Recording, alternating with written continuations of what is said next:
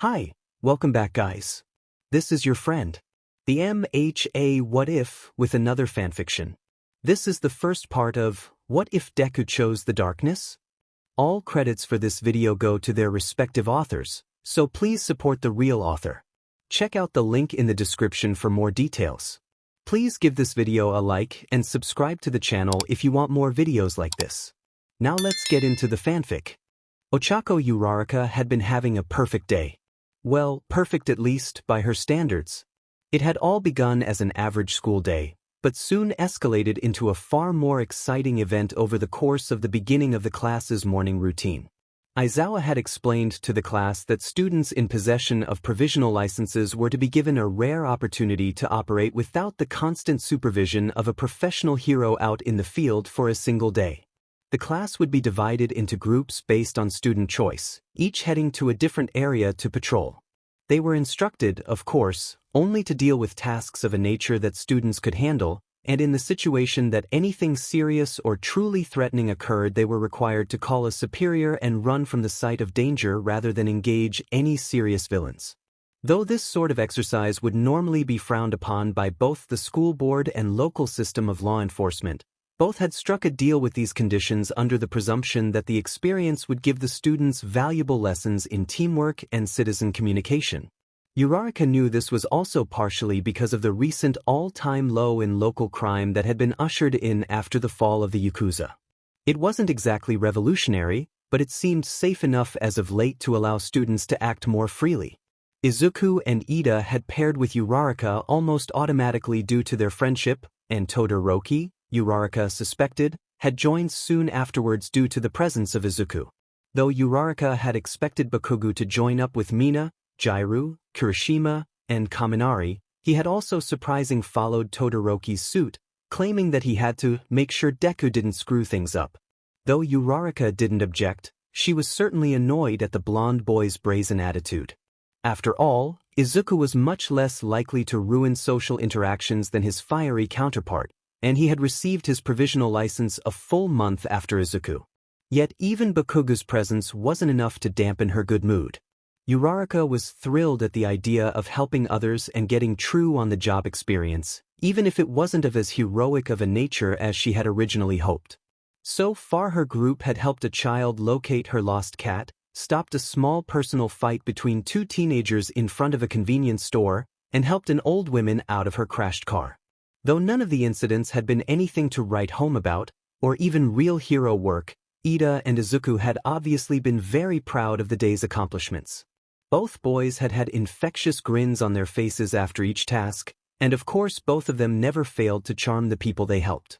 Their determination and dedication to even insignificant work inspired Uraraka to try her best as well. Todoroki had taken on a somewhat apathetic attitude through the exercise, but didn't seem to necessarily dislike it. Uraraka had even seen him stifle grins for each of Izuku's bright smiles, and the brunette was beginning to believe that Todoroki found the mood just as contagious as she did. Bakugo, however. Every time the group took on a task, Bakugo would immediately rush to the forefront, placing himself as the leader of the group. Then, despite his initial readiness to deal with problems, he would act exasperated when he realized the smallness of their scope. Though his assertion was subtle, it was grating after a while, and though Izuku took it silently, Todoroki had glared at Bakugo on multiple occasions. If looks could kill, Todoroki would have already committed first-degree murder. But of course even that was endurable with Ida present to play the role of moderator. Whenever things seemed to get out of hand, he would calm the others down with a dramatic speech, and tensions would die down quickly either from Bakugo's evident boredom or Izuku's endorsement of his classmates' messages. Currently the five were simply walking down the sidewalk, having not seen a disturbance in some time, though Todoroki seemed oddly on edge. Looking around, Uraraka realized that none of her peers had noticed the silent boy's obvious discomfort, as Bakugo was currently trying to pick a fight with a less than willing Izuku. "Stop smiling like that, dubass," the blonde blurted, arms crossed over his chest. "You don't have a single thing to be proud of. Even as a team we only managed to complete some worthless busywork." Izuku merely nodded in response, a wide grin still plastered across his face. "I know. But it still feels good to contribute, doesn't it?" You saw how grateful that girl was when we returned her cat. This kind of work is exactly what it means to be a hero. Helping others even when it isn't public or flashy. Bakugo frowned begrudgingly. True, but that doesn't mean it wasn't worthless. After all, that kid would have found the cat on her own anyways. It was literally only a few feet away. This isn't the kind of thing I need to be devoting my time to when I could be doing real training. This can hardly be considered a challenge at all. There he goes again. Uraraka mused inwardly, rolling her eyes. He's still too stubborn to admit that Izuku's right. At this point Uraraka could already determine the trajectory of the conversation and began to naturally tune the two boys out, instead heading over to question the still shaken-looking Todoroki. She sidled up to the boy slowly, afraid he wouldn't want to talk to her. After all, the two hardly interacted in class, and the only thing really holding them together was their mutual respect of Izuku. Luckily for the pink-clad girl, however, Todoroki made the first move. "Uraraka, have you noticed what part of town we're in?" he asked, a sharp edge creeping into his voice. Now that he mentioned it, Uraraka hadn't exactly been paying attention to the group's location. Similarly to the others, she had been much more focused on the small squabbles and constant conversation rather than the writing on nearby signs. However, now that she thought about it, the streets had been desolate for quite some ways, and most shops in the area were boarded up or otherwise vacant.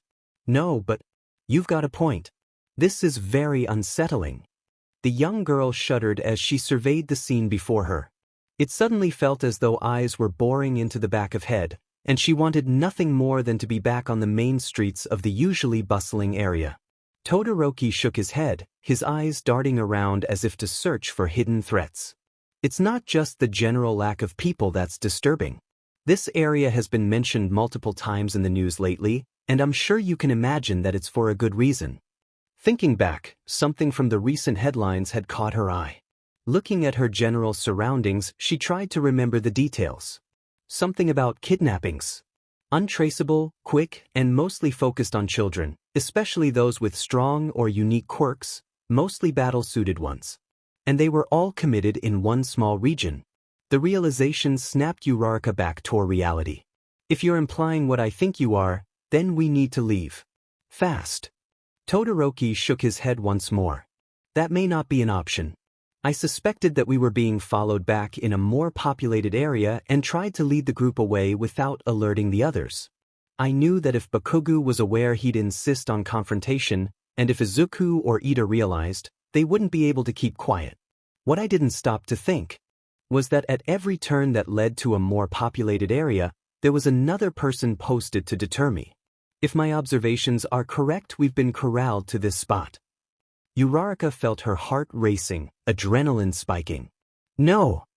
Her thoughts rebelled. "I'm not a coward. I'm a hero, and if worst comes to worst I'll fight. It's pretty much my job after all." Still she felt her knees knocking together. The kidnappers that she had read about in the papers were highly specialized. They had only been spotted once during the job by the acclaimed pro-hero, Best Jeanist, and had still escaped with their hostage. The child, a middle schooler aspiring to be a hero, had never been seen again by his parents or otherwise. Apparently he had had a very strong quirk as well, something that stopped time in a bubble around him, yet according to the single witness he hadn't had a chance of escape against his captors. She was beginning to think that this entire exercise had been a big mistake on the part of the pros, but at the same time she knew the kidnappers had supposedly been inactive since their encounter with Best Jeanist, which was a month ago. There really shouldn't have been a problem, but then again here they were. In a daze, Uraraka watched Todoroki walk over to speak calmly to the others. The reactions on their faces said enough. "Well, why the hell didn't you tell us sooner?" Bakugo roared, advancing on Todoroki with one fist ready. "Stop it!"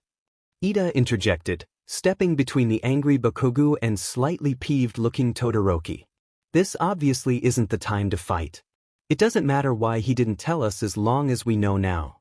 We need to act as a group to remove the threat." Both parties begrudgingly muttered their agreement, though ice could be seen forming on Todoroki's right hand. Just as Bakugo began to advance once more, the sound of loud clicking could be heard from the direction of Izuku. He blushed as all faces present focused on him. I'm going to call Aizawa and tell him our location. It's the best course of action right now. He explained, somewhat confidently, just finishing typing the number. Ida barely had time to voice his consent of the action before the phone was sent flying with a loud thwack, hitting a brick wall a few feet away from Izuku's still open hand. Sorry, kid, but I can't exactly have you calling for help now, can I? A voice hissed from the shelter of a nearby alleyway. A few seconds later, scratching could be heard from almost every direction around the group, and they were forced to take an outward-facing defensive stance. Come out and fight me, you cowards. Unless you think you can't take me. Bakugo yelled out, swiveling his head to face the walls around him as he spoke. Not soon after, more scuffling could be heard unseen. Oh, trust me, I'm sure we can and will take you. But first, I'd like to see if you're worth it. Another projectile came rocketing out of the darkness, almost too fast for Uraraka's eyes to catch. Just before the object could lodge itself into Bakugo's exposed throat, it hit a wall of ice. Thanks, icy hot. Bakugo hissed, kneeling into a battle stance. But I didn't need the help. Uraraka's wide eyes were still fixated on the rouge projectile, which now appeared to be some sort of quill resembling a porcupine's.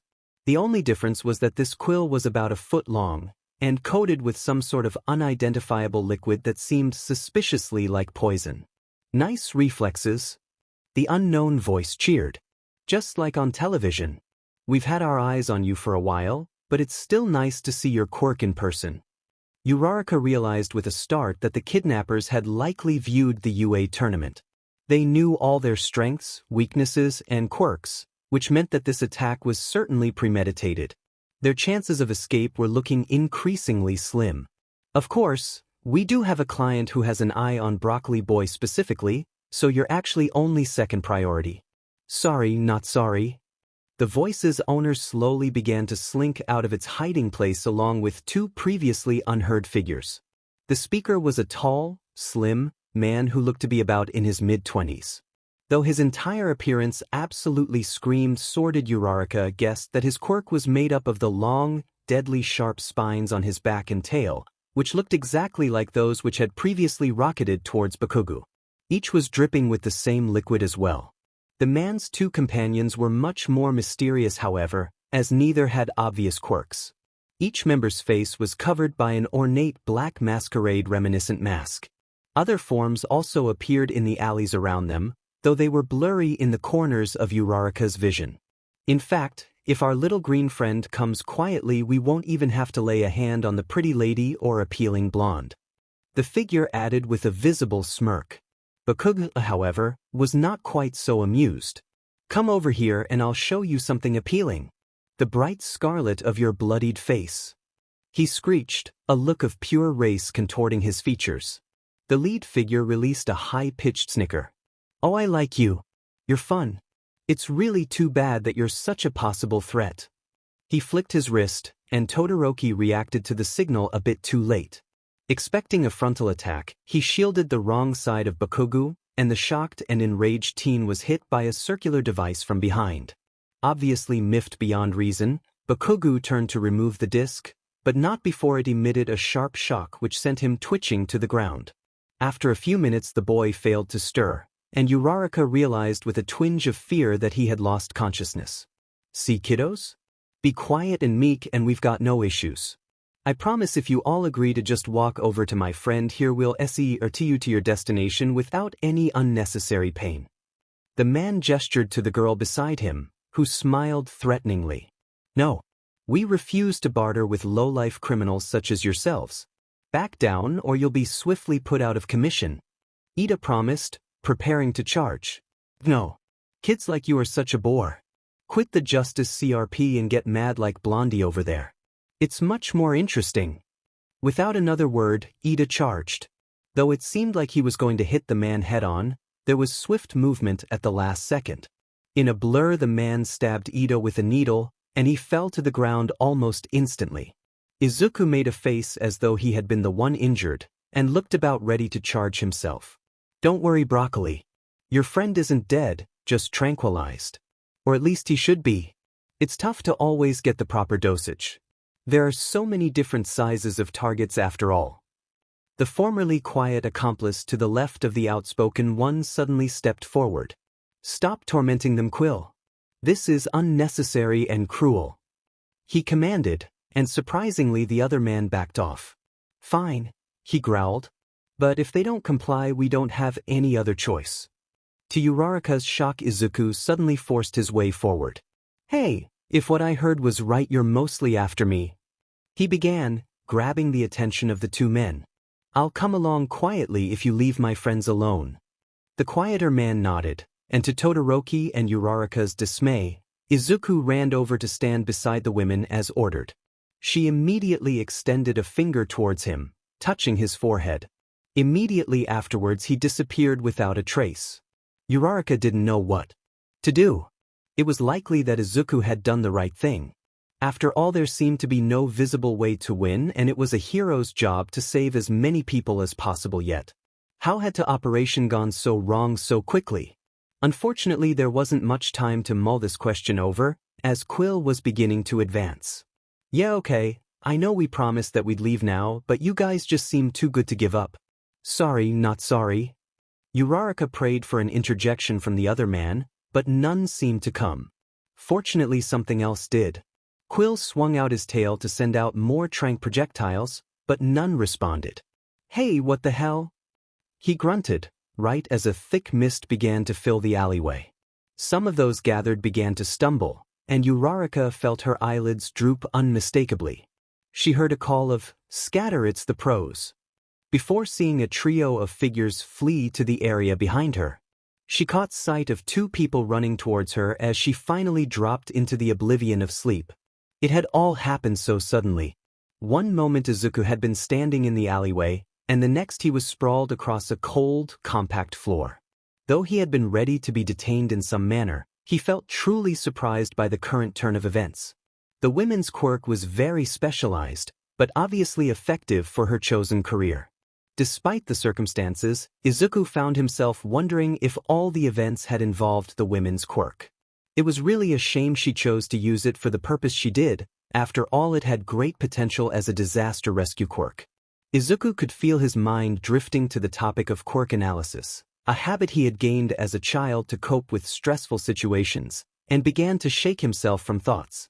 While the tendency to consider an enemy's abilities could come in handy in the right situation, Izuku recognized the current need to place his focus elsewhere, and decided to make escape his top priority.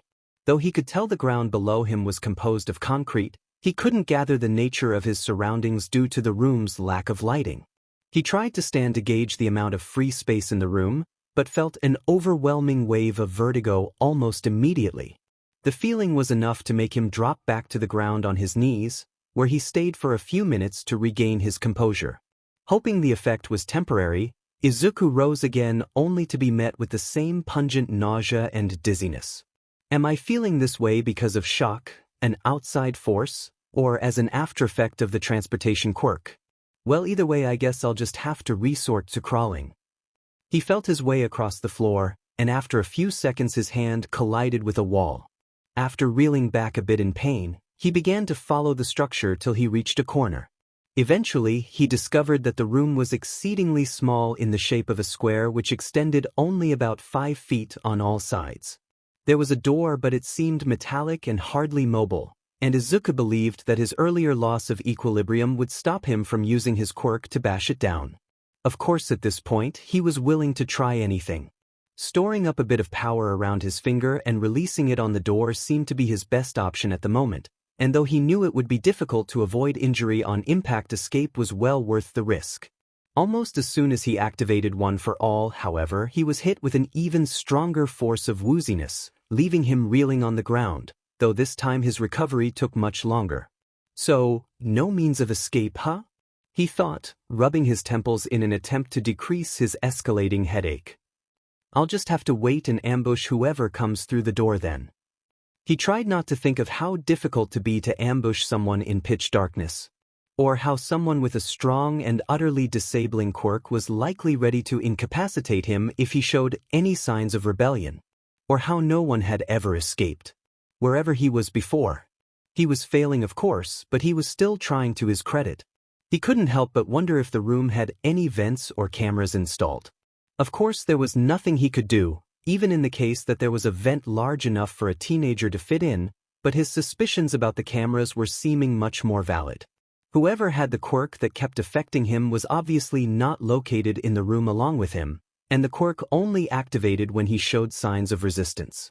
The offender shouldn't be able to tell what he was doing without some sort of visual aid, and the fact that they only tried to affect him when necessary instead of constantly meant that there was likely a limit to how long they could use their ability. Testing his theory, Izuku stood in the cell, and just as expected he felt the same tension as before. The only difference was that this time, he planned to stay standing. It was by no means easy, and by what he thought was the 15-second mark his head felt about ready to rupture. It took everything he had not to regurgitate his lunch into the cramped space around him, but luckily he was able to keep his composure. Then, right as he thought he would drop, the pressure in his temple stopped, and he was able to clumsily rush to the door. Using only a small percentage of his quirk to avoid injury, he kicked the metal from its hinges and dashed out into the adjacent hall. He was blinded by the light of the corridor, however, and wasn't alerted in the slightest before a steady force crashed into his right side, knocking him against what he assumed was a wall. Before he could retaliate, he felt the vertigo assault him once more and collapsed. What the hell? He heard a voice mutter above him, though it faded in and out in accordance with the pain in Izuku's head. "Yo Watanabe! What gives?" The second cry was much louder than the last, and despite the crippling pain Izuku forced his hands to cover his ears. Though his eyesight was returning, it was slow, and he was still unable to pick up on much around him. Besides, the unrelenting vertigo as well as the feeling of a foot on his shoulder kept him pinned to the ground anyways. "Don't use my real name around prisoners." A static clouded voice reprimanded loudly, somehow managing to sound concerned and exasperated at once. Based on the situation, Izuku guessed that it was whoever was using their quirk on him speaking over an intercom system. "This is the new one Quill, Copy, and Shade were sent to catch. He got here a few minutes ago and has been insufferable ever since. That door is coming out of your paycheck, by the way, not mine." After this statement, Izuku was once again forced to cover his ears in shock as gruff laughter echoed above him. "Sure, no problem, Watanabe, but for the record it's your fault he got loose. I was just standing outside minding my own business." A loud sigh carried across the intercom, and Izuku could practically see the accompanying eye roll. "Well, if it's no problem, then I'd like it if you could find a new place to keep the kid till his doctor's visit. I can't hold him down much longer and he certainly doesn't fancy sitting still." Despite his persisting malady, Izuku found himself being lifted up by the collar. Since his eyesight had returned at this point, he was finally able to see his attacker. The man before him was extremely tough-looking and stood at about 198 centimeters. It was easy to guess that his quirk likely matched his outward appearance, especially since he was put on guard duty. A mask obscured the man's face, which matched those worn by the thugs who had attacked Izuku in the alleyway. As Izuku was dragged through the hall, he could see a large number of cells that matched the one he had been placed in. Based on documents posted on each door, Izuku could tell that many were occupied or at least had been recently. Each possessed information including a name, gender, age, and detailed quirk description, though it was difficult to focus on details. Based on the quality and quantity of the area, it was evident that the group, whoever they were, did very well for themselves. Eventually the man stopped in front of an empty room, opened the door, and tossed Izuku inside as if he were a pillow. His landing was not without a myriad of scrapes, and he began to wince again as the offender spoke. "Stay put this time, kid. You'll have to visit the psychologist soon, and I don't want to be the one to explain your absence to her." Izuku wanted to send back some sort of retort, but the aforementioned Watanabe had been sending small, consistent shocks to his head over the course of the journey. The door shut with a loud clang, and Izuku was once again alone.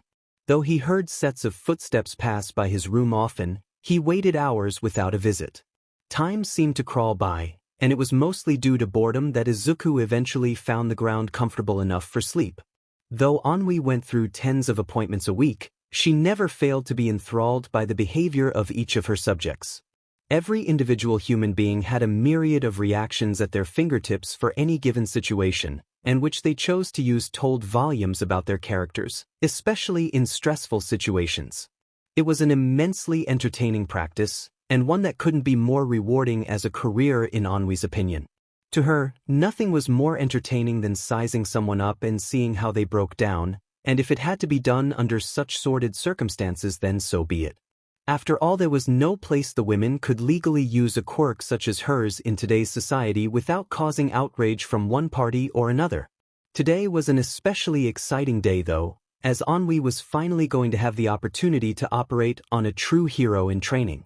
Despite the masquerade's infamy as a criminal organization among the bottom feeders of Japan, they had never really committed a kidnapping so bold as that which they had just undertook. In fact, the company had been conceptualized with the idea in mind that it would only capture children of little background so not to draw unwanted attention, and it was to do so over the course of months instead of days. The group's initial success, however, had inclined them to act to the contrary, and now they not only practiced their craft in a brighter light but also far more frequently. Having been a founding member, Anwi herself had initially been opposed to the idea of a more public approach, but usually couldn't argue with the results. Clients were much more apt to dispense their cash on pre-advertised weapons such as UA students than diamond-in-the-rough slum brats, and it was far more pleasant for the women when she had a varied cast of people to study. Even following the bidding processes, Anwi kept a detailed description of their quirks and mental state, both before and after her tampering had taken effect. Quill often insulted her for it, calling the practice morbid and her interest obsessive, though she didn't feel he had the right to talk when he was the one assigned to capture duty. Especially after the incident that occurred during the last abduction. It seemed that the masquerade's more open actions recently had finally blown up in their faces. Despite the group's meticulous planning to the opposite effect, they had somehow managed to attract the attention of professional heroes whilst leaving 4 witnesses alive in their wake. And it wasn't even as if the school tried to cover it up either, despite the immediate ill effects on their public representation. And of course, some senseless higher-up had decided to make the organization thematic enough to recognize on sight. Anwi had never even worn one of the idiotic masks herself, but of course they happened to be uniform. It didn't make it any less painful that she had had such a heavy hand in planning the abduction either. It had seemed so simple on paper, pretty much the same concept as exterminating a pest. Stay quiet for a while to draw them out and lure them into a false sense of security, corner them while they were out of their hiding place, strike, then gather a windfall of yen and research to boot. Not to mention that the school had given them all the information they needed through televised events. The analysis team hadn't even be required for pre-planning. Of course, Quill, Copy, and Shade didn't seem to have benefited. This was only made worse by the fact that the group composed the Masquerade's most infamously discreet capture squad. If her job was compromised, she really had no clue what she'd be forced to do. Despite Masquerade's recent fame, the group was hardly invincible. The only thing Anwi thought could calm her nerves at this point was a good distraction, and luckily she had an especially interesting one waiting for her cue. The thought of the appointment had been all that brought her to work that morning, but still hadn't been enough to pull her out of her mood, which was really too bad considering how volatile it made her actions towards others. Well, it certainly wouldn't stop her from clicking the intercom to call in her guest. Vex, please send in Ranger and Brute with the next subject. She articulated coldly, flipping through her clipboard in the meantime. I'm sending him over. There was a short pause before the next bit of dialogue. Thank you for using my professional name, by the way.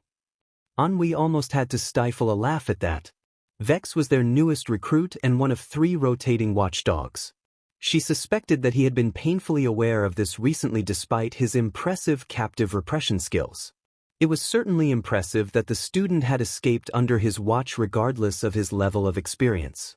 There were multiple points of interest that Anwi noted on her clipboard as the subject was lead in, the main one being his posture. It practically screamed defiance, which spoke volumes about the difficulty level of the job. He wasn't openly frightened in the least, unlike what she estimated was at least 80% of her usual demographic, but rather seemed entirely devoid of the emotion. That was not to say that he didn't look shaken though. His hair, which according to pictures was usually rather unruly, looked especially disheveled from his sleeping arrangements. His wrists and ankles were bound and almost raw from contact with their metal constraints, and bruises stood out on his left side. Anhui thought it was likely that they were badges of his earlier altercation with Ranger, who looked as intimidating and uncomfortable as normal. Anhui quickly waved the two out after the subject was seated, though she was careful to ensure that Vex's attention was focused on her office before relaxing. She hoped she wasn't yet quite inconsiderate enough to leave herself undefended against such a capable opponent, be he a child or not. She spared one last careless glance at her briefing before looking back up to address the boy. "So, you're Izuku Midoriya." Anhui spoke in a factual manner instead of a quizzical one, creating her first opportunity to view the child's reactions and hopefully get a clear reading. "Welcome to my office." Not much of a reaction from that. Just more silent defiance. Oh well, that told just as much about him as any words would.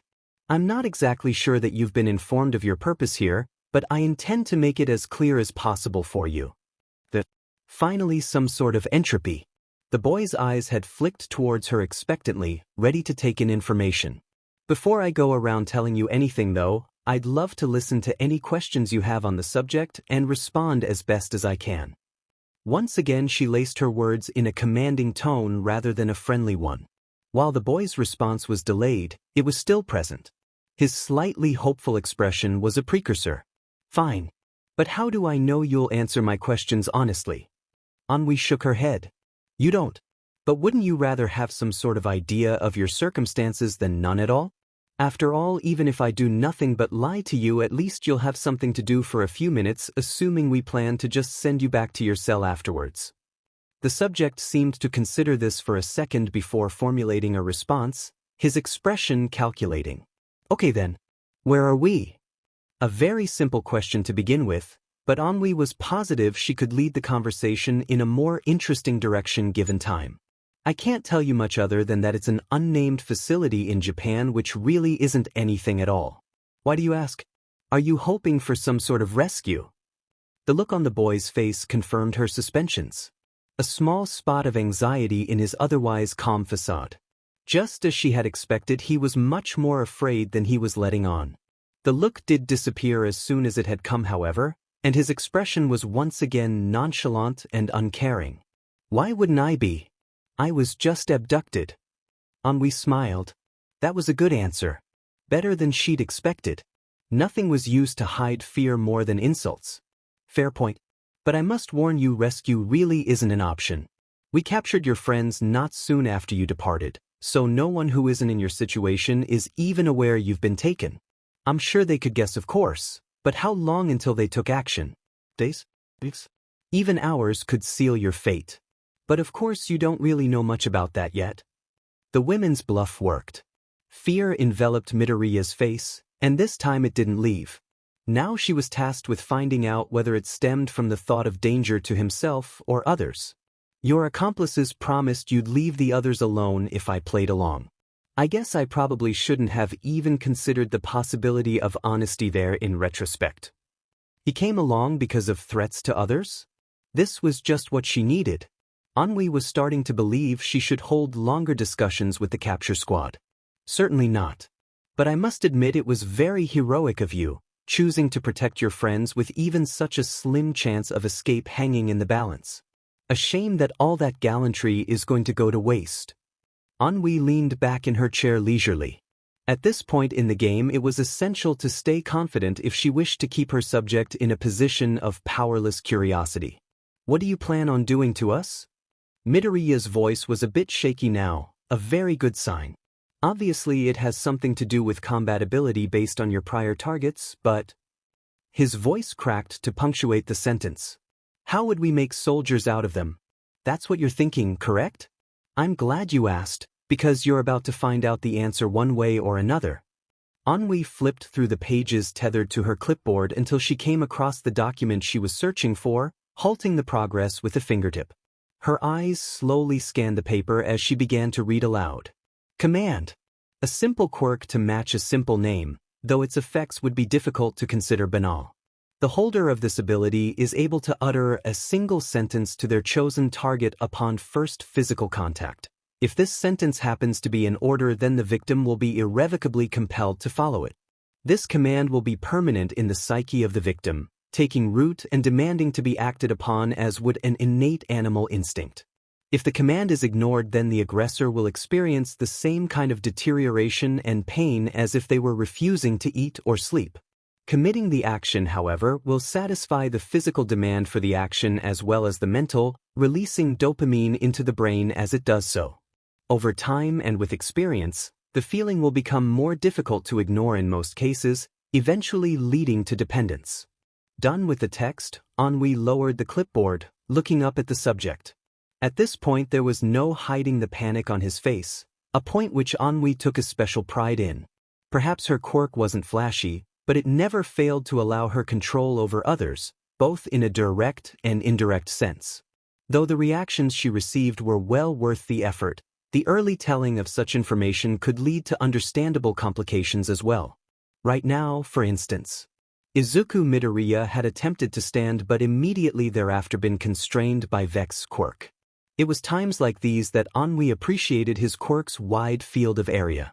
It only took a few moments for Ennui to think up what command she wanted to use. An order which would break the target down mentally while also keeping in line with the client's ideals in a weapon. And a single word no less. Ennui even had an idea of how the subject's training would proceed thereafter, so there really wasn't any need for hesitation. As Ennui reached out her hand toward Izuku's, he began to flinch away, obviously still capable of movement. Ignoring the resistance, she lightly grazed his knuckles with her pointer finger, speaking a sole word. Kill. Though Ennui's quirk always left her drained, it was nothing compared to its effect on its target. Ennui slouched back against her desk, but she saw Izuku stop moving altogether a few feet away. Collecting herself enough to regain her breath, she then rose up off the ground to call Ranger and Brute to lead the subject to his new cell. Though the whole exchange had been a bit tedious, it hadn't been boring either. Besides, the remainder of the subject's preparation would take planning, and the thought of a job well done was reward enough for now. Hopefully the clients in question were willing to wait long enough. They hadn't exactly seemed like the patient types. Bakugu was said. And not just your run-of-the-mill "oh no Bakuga said it again" type of said either. A better word for it would probably be furious. Though it had only been one day since the solo mission, the entire event was still cycling through his head on repeat. Well, the parts he was awake for were at least, though he was painfully aware of what had transpired even then. According to Icy Hot and Gravity Girl, he had not only lost to a group of good-for-nothing C-list villains, relied on others to save his sorry butt, and failed to outlast even Four Eyes, but he had also somehow managed to lose Deku to kidnappers in the process. As if things couldn't get any worse. Bakugo was informed that the whole class had been shocked when they were told, but he had been too busy recovering in the infirmary to be there for it. By the time he got back to the dorms later that night, the common rooms had been desolate. The entire thing felt like some sort of weird dream that he could wake up from at any moment, but unfortunately that hadn't been the case. When Bakugo had awoke that morning, it was due to the crowds of reporters gathered just outside the school's walls. UA hadn't done much in the way of damage control, it seemed. No one was too surprised to find out that classes had been cancelled for the day, especially considering the sheer amount of concerned parents, friends, and press who were constantly showering the students of Class 1A in phone calls and text messages. Bakugo could only imagine how Inko Midoriya must be feeling. He kept trying to tell himself that it wasn't his fault. Izuku had been stupid enough to go along with the villains, so he obviously deserved the blame. Not to mention that he hadn't escaped yet to come and fix the FNG depressing mood everyone seemed to want to drown in. But even then, the whole reason Bakugo had gone along was to watch after the dumbass nerd, and if this could be considered a fulfillment of that promise, then the entire world had gone to shit. Bakugo had spent most of the morning training in the field behind the school, sure that it would come in handy soon. Plans were being made to track down the group behind the kidnappings, but without any leads besides the masks the members wore, it was taking a while. Still, Bakugo wanted to be ready when it was time to confront them. He was going to get revenge for being humiliated, and then those freaks would be sorry. Bakugo was so immersed in his practice that he hardly noticed when someone came out to join him on the field. What finally got his attention was the loud, echoing crash of something incredibly heavy plummeting to the pavement almost directly behind him. Pivoting into a defensive stance, he turned to come face to face with a large slab of concrete. After searching for the origin of the projectile for a few seconds, the blonde was shocked to see that a breathing, but fuming Uraraka was the source. As soon as the two's eyes met, the girl's gaze flashed to the ground, almost guiltily, before settling on another target. Bakugo watched in stunned silence for a bit as the brunette managed to set a whole group of slabs afloat and send them crashing down close by. He wanted to be angry that he was being made to share training space with the girl, but was too impressed by her drive to show annoyance. Most of his other classmates had decided to spend the day off with those close to them, or simply locked themselves away to be immersed in hobbies. Bakugo had believed he was the only one stubborn enough to put effort into anything today, but evidently he was wrong. "Look, I know you were here first, but I'm not leaving. I have as much right to be here as you." The words came as another surprise to Bakugo, tearing him out of his thoughts and back into the real world. With a shock of defensiveness, Bakugo realized that he had been staring at the girl across the field for a long time, far too long to be considered friendly coming from him. Instead of apologizing, though, he decided to take an approach which was more his style. He approached the spot where Uraraka stood, swagger and confidence evident in the way he walked. "Oi, Bubblegum Beach, if you think you have as much right to this field as me, then you'd better fight me for it." While Bakugo knew that the response lacked tact and could possibly even get him a rock to the face, he was too enamored with the idea of practical training to back down against the girl's challenge. Besides, he had a reputation to uphold, even after such an unexpectedly tragic event. "Well, if that's how it has to be, then I'm willing to fight for it." Uraraka belted, rage shooting across her usually amicable face. Her body took up the stance of a boxer before a punch, and she had already begun to focus on the possible projectiles around her. "But only if we do it right here, right now." Bakugo loosed an anticipant grin. Though this was the last behavior he had expected coming from his cheerful peer, he could hardly say he was upset. If he had to guess, he thought her newfound courage originated from her failure to perform out in the city, same as his, though hers likely had a lot more to do with Izuku's abduction. Either way, this was bound to be interesting. "That's what I was planning on." Bakugo agreed, backing away and falling into his own starting position. "Let's go easy on the rules. We're allowed to fight till one of us either forfeits or collapses, no holds barred." The girl opposite of him simply nodded in response, her messy chocolate hair framing a determined face and fists reared up at her sides. With nothing left to say, Bakugo simply charged, explosions blaring from either palm. Tough Uraraka looked a bit taken aback. She slid nimbly out of the way, sending a shower of grit and dirt into Bakugo's eyes. Taking no time to squint, the boy pivoted and attempted to throw a punch at the sound of shoes on gravel a bit away from his position. Vision slightly clouded, Bakugo barely managed to react to his adversary's counter. By feinting out of the way of the punch, Uraraka had managed to get a grip on Bakugo's upper arm and was attempting to use his lack of balance to send him spiraling to the ground. The much stronger hero easily pushed him elbow down to collide with the brunette's stomach, and though winded, she was able to roll away and rise back up behind him, sending a firm kick to his back. Even in the heat of battle, Bakugo couldn't help but be pleasantly amazed by Uraraka's newfound combat skills. He had never really viewed her as much of a fair threat in the past, mostly due to her lack of melee skills, but she was holding her own fairly well. Bakugo almost felt bad that he was going to defeat her. Almost. Tough, the kick had sent him off balance once more. He recovered much faster than from the punch. He turned to use a sweeping kick on Uraraka, but was surprised to see that she wasn't present. He then looked up just in time to see that a couple of rocks had drifted above his unprotected head. He tried to jump away as quickly as possible, eyes scanning the field for his opponent until, there she was. Standing a yard or so away, right next to a generous supply of gravity-powered ammo. And she had the nerve to smirk. Unable to dodge fast enough, one of the falling pieces of granite hit Bakugo's leg just above the ankle. Grunting in a bit in pain, the boy scanned the air above him for more projectiles. Uraraka seemed to be setting them afloat at different intervals across the field, leaving them ready for release if Bakugo approached. In the time it took to see this, she had even managed to make the number of projectiles grow, and it didn't seem as though she was stopping. Unfortunately, Bakugo would need to get over to the girl somehow since his attacks relied almost entirely on close combat, but at the same time it would be tough to make it over without landing himself a rock to the skull.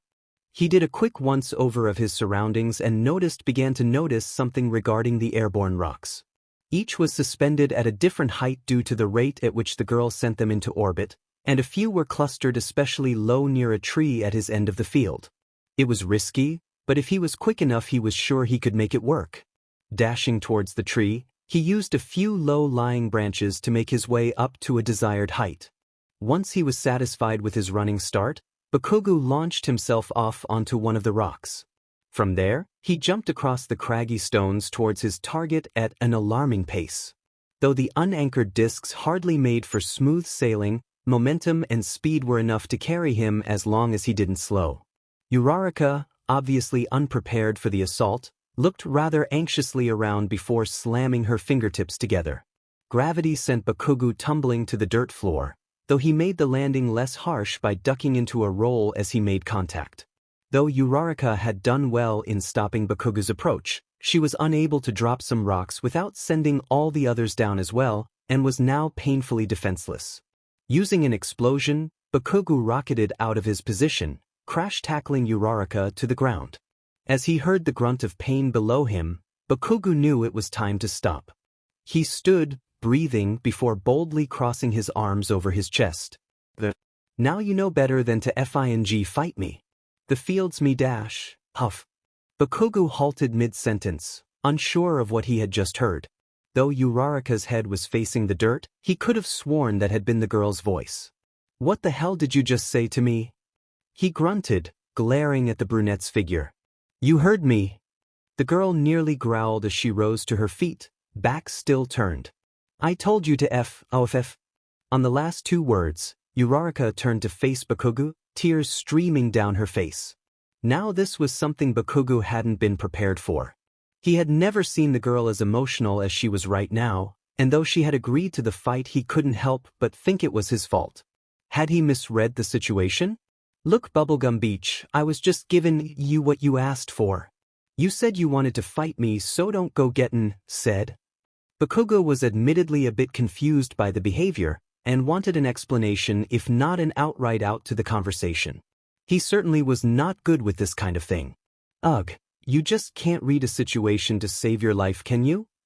The girl snarled back, wiping a dirt-coated arm across her damp face. Even after all this practice, I still can't hold my own against you, so how am I going to manage to save Izuku? So that was it. She was out here for the same reasons as he was. The feeling of assurance must have shown on his face, because Uraraka scoffed disgustedly not soon after the thought. I know you wouldn't understand. You tried your best to save him. But me? I couldn't even move as he walked right into danger. How terrible of a hero am I? Go ahead and tell me I deserve it. I'm a coward and a weakling just like you thought. Unsure of how to respond, Bakugo shook his head, mulling over which words to use. The girl I just fought. She wasn't weak. Sure, you need to improve, but you held your own for much longer than I expected. And no coward would ever have the courage to fight me in the first place. He declared. He had no urge to spare the girl's feelings, but he was simply being honest. Maybe a bit brutally honest, but still. That was a pretty pathetic attempt to cheer me up, but coming from you it sounds surprisingly genuine. She replied, a small grin forming on the edges of her lips. Besides, just imagine. The Bakugo Katsuki acting nice. I'll have to tell the whole class. Don't you dare. Bakugo roared, but when he looked back to Uraraka the girl was rolling with fits of laughter. Hey, stop it. It's not funny. Sorry. The girl apologized between breathless giggles. It's just your reaction was so on point. Slowly, the laughter died down, and Uraraka got back on her feet, dusting off her uniform. Bakugo could feel the mood once again growing somber. I'm sorry for breaking down like that in front of you. I know we'll save Izuku, but I just felt so incapable when I was the only one who stood and did nothing as he was carted off. I came out here to train, but when I saw you, I thought that if I won against you it would prove that I could've. Maybe it would have just made me feel more guilty, but I can't stand being idle when I know he's out there somewhere, probably suffering.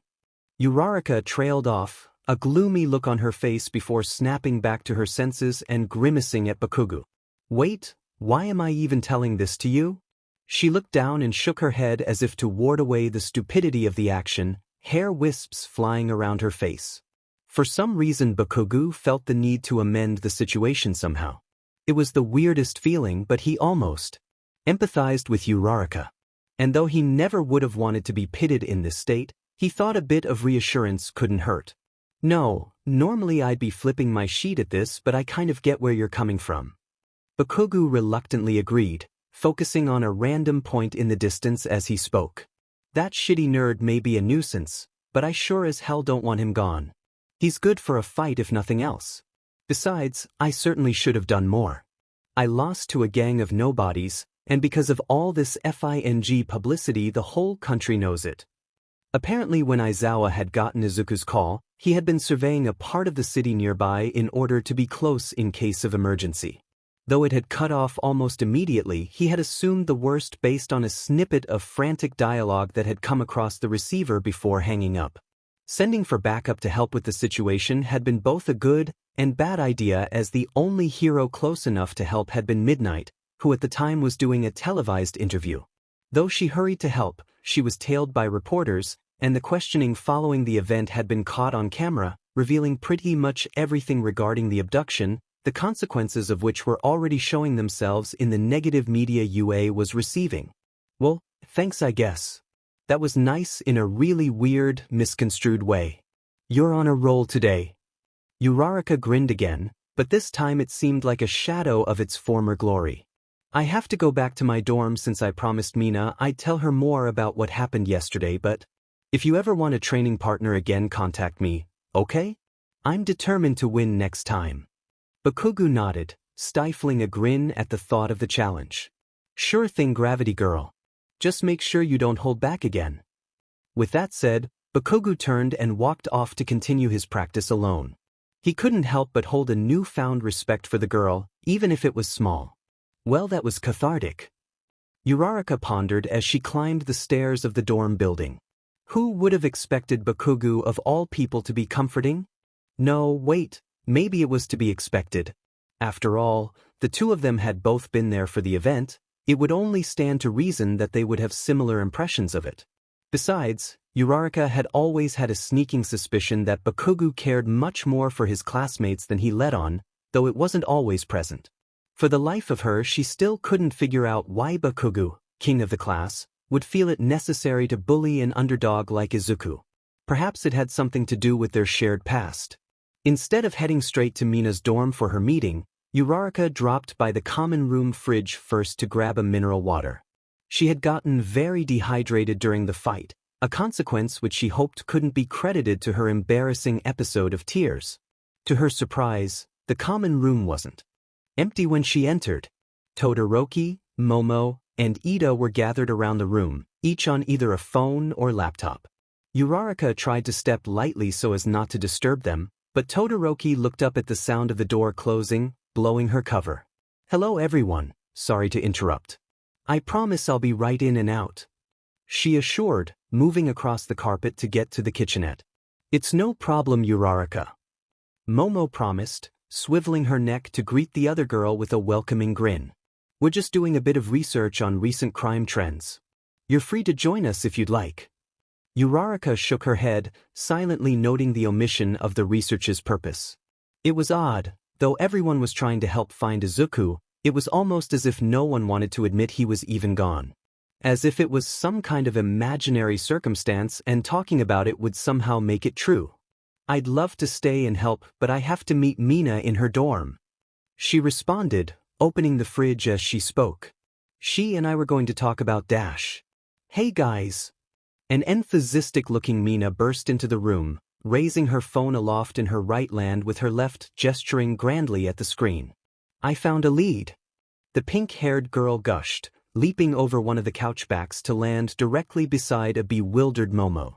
See, I was scrolling through the search results, and on like page 24 I found this chat room where someone mentioned a guy with a quirk like the one you told me about, Shudo. Uraraka walked over to tap Mina on the head, giving a small wave and smile when she looked up. Oh hey Uraraka. Crazy running into you here. I was waiting for you in my dorm, but I kind of got pulled into the whole research thing too. I was hoping that I'd run into you soon though, 'cause Todoroki filled everyone here in already. It'd be really cool if you still wanted to hang with us though. Of course.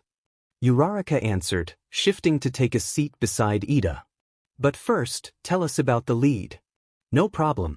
So, like I said, this chat room mentions a guy similar to the one you described, and to make things even more suspicious, the people seem to be talking about how he could do a favor for some dude in the chat. Weird, right? Mina flexed the phone around in a perfect 360, showing the people in the room the alleged chat. Momo, upon seeing the screen, began to type feverishly into her laptop, making the same image appear on its screen in a few seconds. You must have looked very hard to find this. This chat is old, and most of the messages are buried pretty deep. Don't underestimate the determination of Mina Ishido. The girl cheered, pumping her fist. I'm really good at most stuff that has to do with social media, and you wouldn't believe how quickly I can scan walls of text for keywords. One thing led to another and eventually it led me here. I'm just happy it might finally come in handy for something serious. You're amazing, Mina. Uraraka leaned down over Momo's shoulder to view the chat, her eyes catching on a certain phrase. So it seems as though this guy needed to hire mercenaries for some sort of expedition, probably an illegal one, and someone suggested their friend. They described him as a tall, skinny porcupine-looking dude, almost impossible to miss. They also said he was really rude and tough to work with, but would make up for it in performance. Sounds familiar, right? Mina asked. If we gave this to someone professional, I bet they could track the guy who posted it and question him or something. Todoroki seemed a bit more skeptical. The description certainly matches one of the men we encountered, but we hardly have enough information to prove it's him. There could be plenty of vulgar people in Japan with a porcupine quirk. There isn't so much that we can legally do with the information, but perhaps the circumstances will allow us to do a bit more digging than usual. Good work. Mina blushed a bit, obviously not expecting a compliment from her usually neutral peer. Like I said, it's no problem. Let's just hope it's enough. She reiterated, smiling from ear to ear. Yes, Mina, thank you for continuing to be a model student and hero. Ida piped up, patting his friend on the back as he rose to leave the room. I will go alert someone more equipped to deal with the situation of this new development. The gathered students all spoke their agreement before Ida took off into the hall. Though the day still hung with a stench of depression and failure, Uraraka couldn't help but feel hopeful for the future. She was surrounded by friends, all of whom cared just as much for Izuku as she did. Was it weird that the boy left such a memorable impression on all those he came into contact with? No, Uraraka thought. That's just who Izuku is. A friendly and heroic person. It would really be more difficult not to be friends with him. I can never imagine him doing anything that would upset others. He almost never thinks about himself. She once again was hit with a wave of guilt, thinking of how Izuku had sacrificed himself for his friends. Don't worry, she told herself, a confident tone enveloping her inner monologue. We'll save Izuku soon, and then he'll be back here same as always. When Izuku returned to consciousness, the first thing that came to his mind was the aching pain that encompassed his head. The second was the knife poised directly above his throat. Instructively, he reached out his arm to push the weapon away, but whoever its wielder was jumped back before he could even make contact. The sudden withdrawal was accompanied by a shrill squeak, too high to be that of a teenager.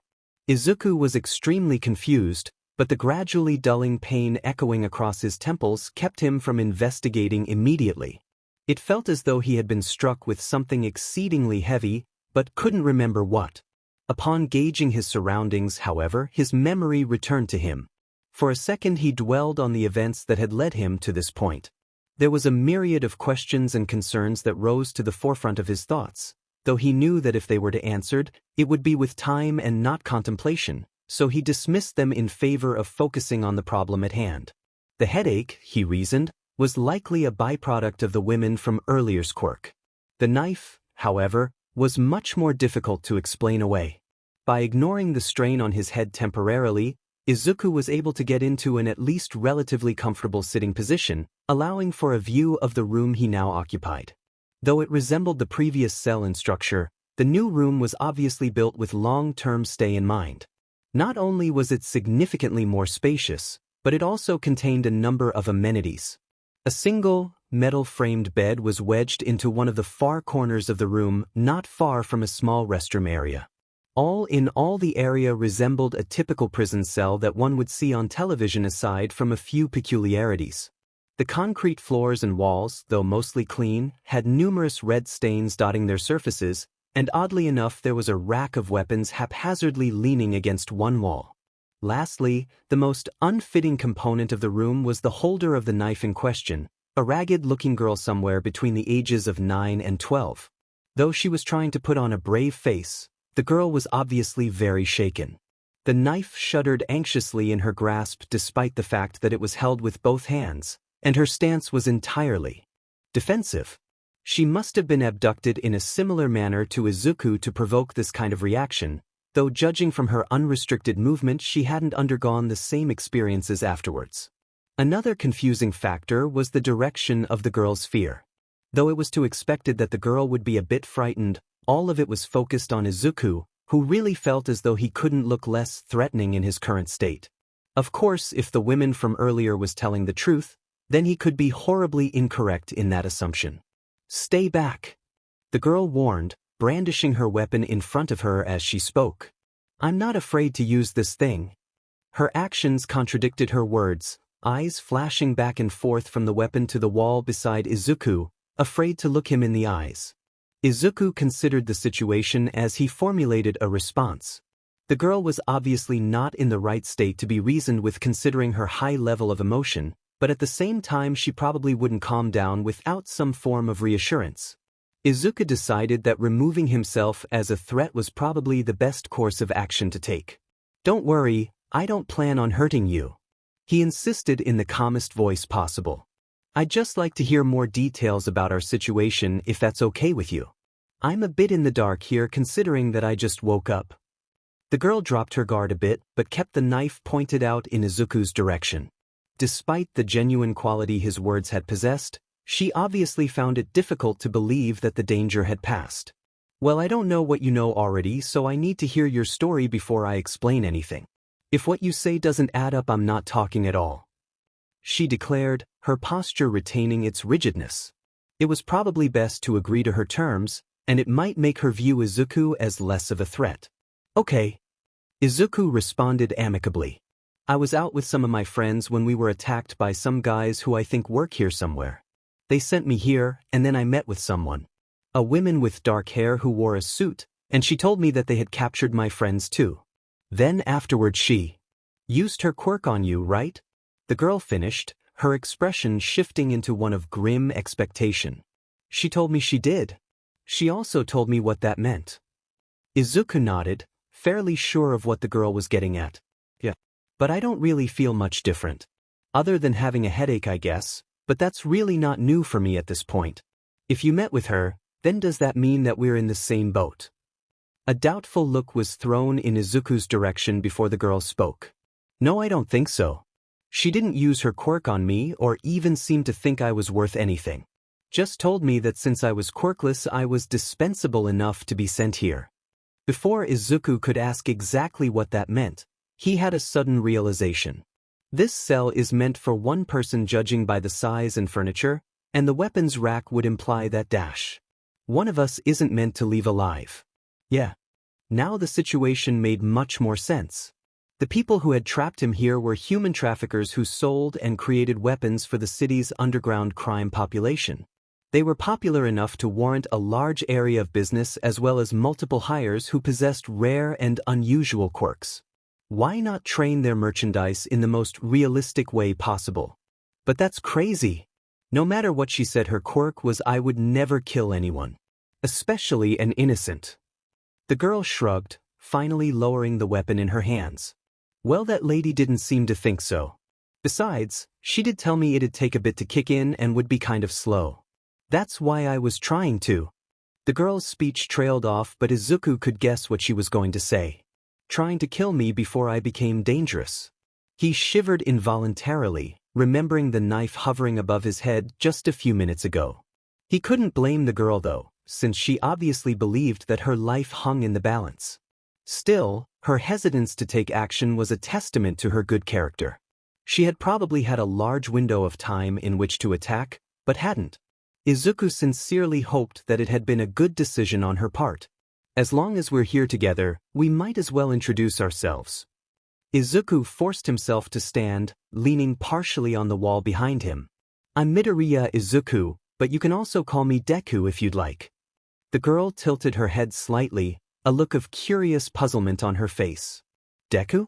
But doesn't that mean Dash? Seemingly thinking better of the comment, the girl switched to a less offensive line of speech. Well, I guess I'll call you Midoriya then. Izuku waited a bit in strained silence for the girl to give her name, but when no introduction came, he decided to start up a conversation on another topic.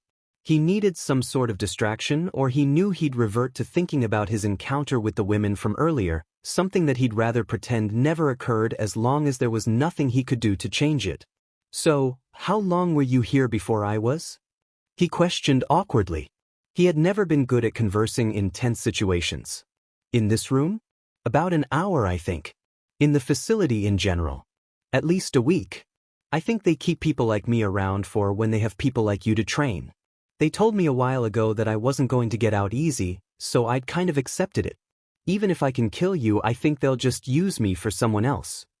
Well, that line of conversation had turned depressing fast. Just as Izuku was thinking that maybe talking wasn't the best idea, a question came from an unlikely source. You were a hero in training, right? The girl asked, her face neutral as she went to sit on the room's only bed. That's what they told me anyways. Yeah. He nodded. I still am. That comment earned him an almost pitying glance from the girl. Anyways, I wanted to know what it's like. At a hero school. I'm quirkless, so I couldn't really ever even dream of doing what you did, but I've always been curious. Izuku felt a pang of sympathy for the girl. He knew all too well what it was like to be seen as useless for not having a quirk, and it seemed as though she had similar aspirations to his own as well. It's very exciting but dangerous too. My class in particular has had a lot of run-ins with villains, and the workload is crazy too. Even with all of that going on, it's still more than worth it though. Everyone there is so talented and dedicated, you're pretty much constantly surrounded with amazing people, not to mention how rewarding it is to know that the work you're doing is going to help other people someday. The girl got a somewhat wistful expression on her face as she listened, though it disappeared once Izuku stopped talking. She wedged the knife between the mattress and the bar of the bed frame next to her before settling in and pulling the thin sheet on top of the bed over herself, both claiming the space as her own and ending any chance of further conversation in one fell swoop. This left Izuku to sleep on the floor, which though uncomfortable wasn't difficult considering how tired he still felt. The next day came with a new set of challenges other than boring small talk. Though Izuku had formerly denied that he felt any effects of the women's quirk, it was becoming much more difficult to believe. Though it was hard to place, he certainly felt off. It was the kind of nagging feeling he usually got in the back of his mind when he wanted to do something but couldn't quite place what.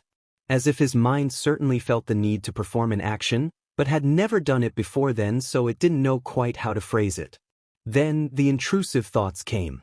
When he looked at the girl he shared his cell with, he involuntarily began to size her up as a potential threat.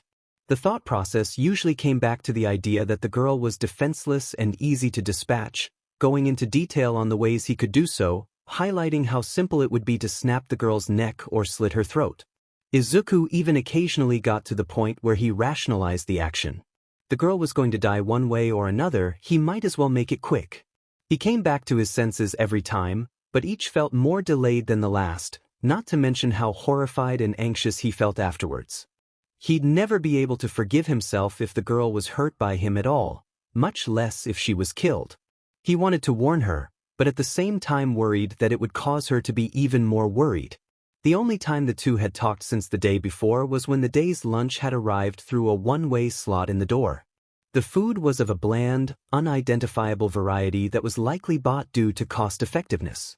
Since there was only enough portion for one person, the two had been forced to talk in order to sort out how it should be split. Despite the girl's insistence otherwise, she had ended up with the majority of the food while Izuku had only eaten a measly portion.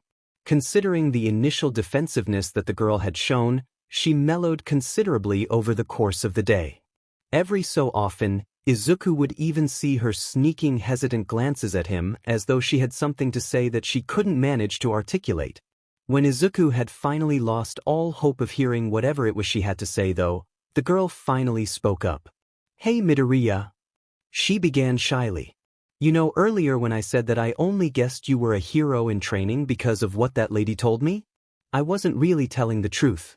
I saw you during that televised event your school held." Izuku wasn't really surprised to hear this. After all, nearly the entire country watched the broadcasts, and he had been stopped in public multiple times due to others recognizing him. Why the girl had acted as though it was some sort of secret was the only confusing part. "My mom and I watched it together actually. We used to get together every year and make a big event out of the whole thing. We'd pick our favorite students, cheer them on as loudly as we could, and bet on who would win.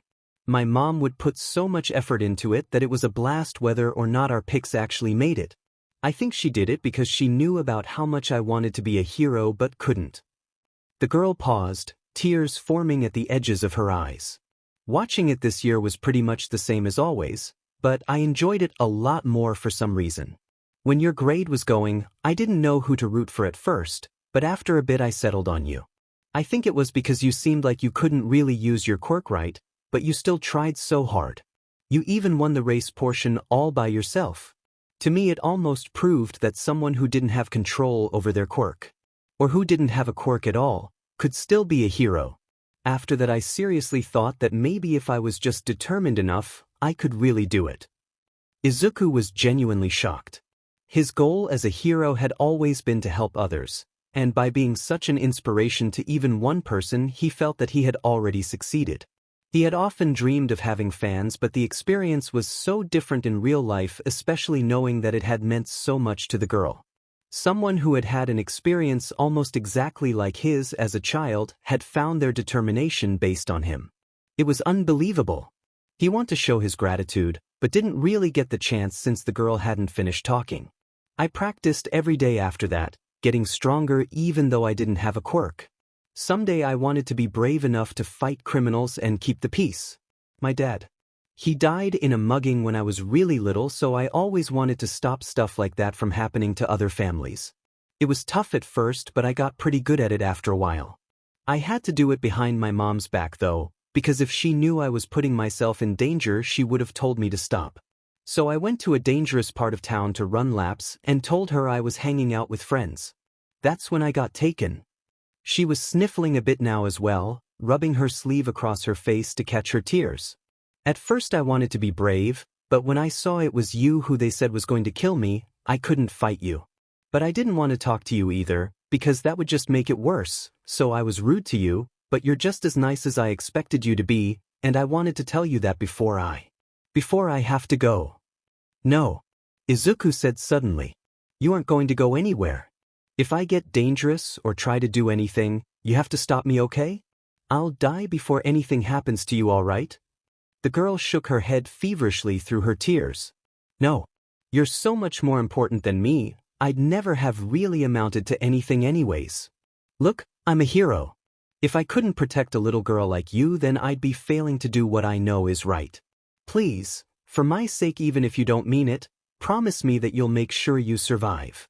The girl collected herself for a minute before replying. "Fine. But I don't really mean it." Izuku nodded. That would have to be enough for now. Tired out by her outburst, the girl climbed into bed and placed her head on the pillow, signaling for Izuku to start trying to sleep in his spot on the ground. He was almost asleep when the girl spoke again. "My name. It's Ima." If the pain had been difficult to cope with before, now there was no other word for it than unbearable. Though the first 2 days in captivity had been littered with signs of what was to come, Izuku couldn't have ever prepared for the current level of mental strain he was experiencing. From nearly the moment he had woken up that morning, his consciousness had been filled with nothing but the impulse to kill. He felt overwhelmingly tireless, and at first it was impossible for him not to pace his cell. However, the first time his eyes met with Ima, he immediately regretted the action.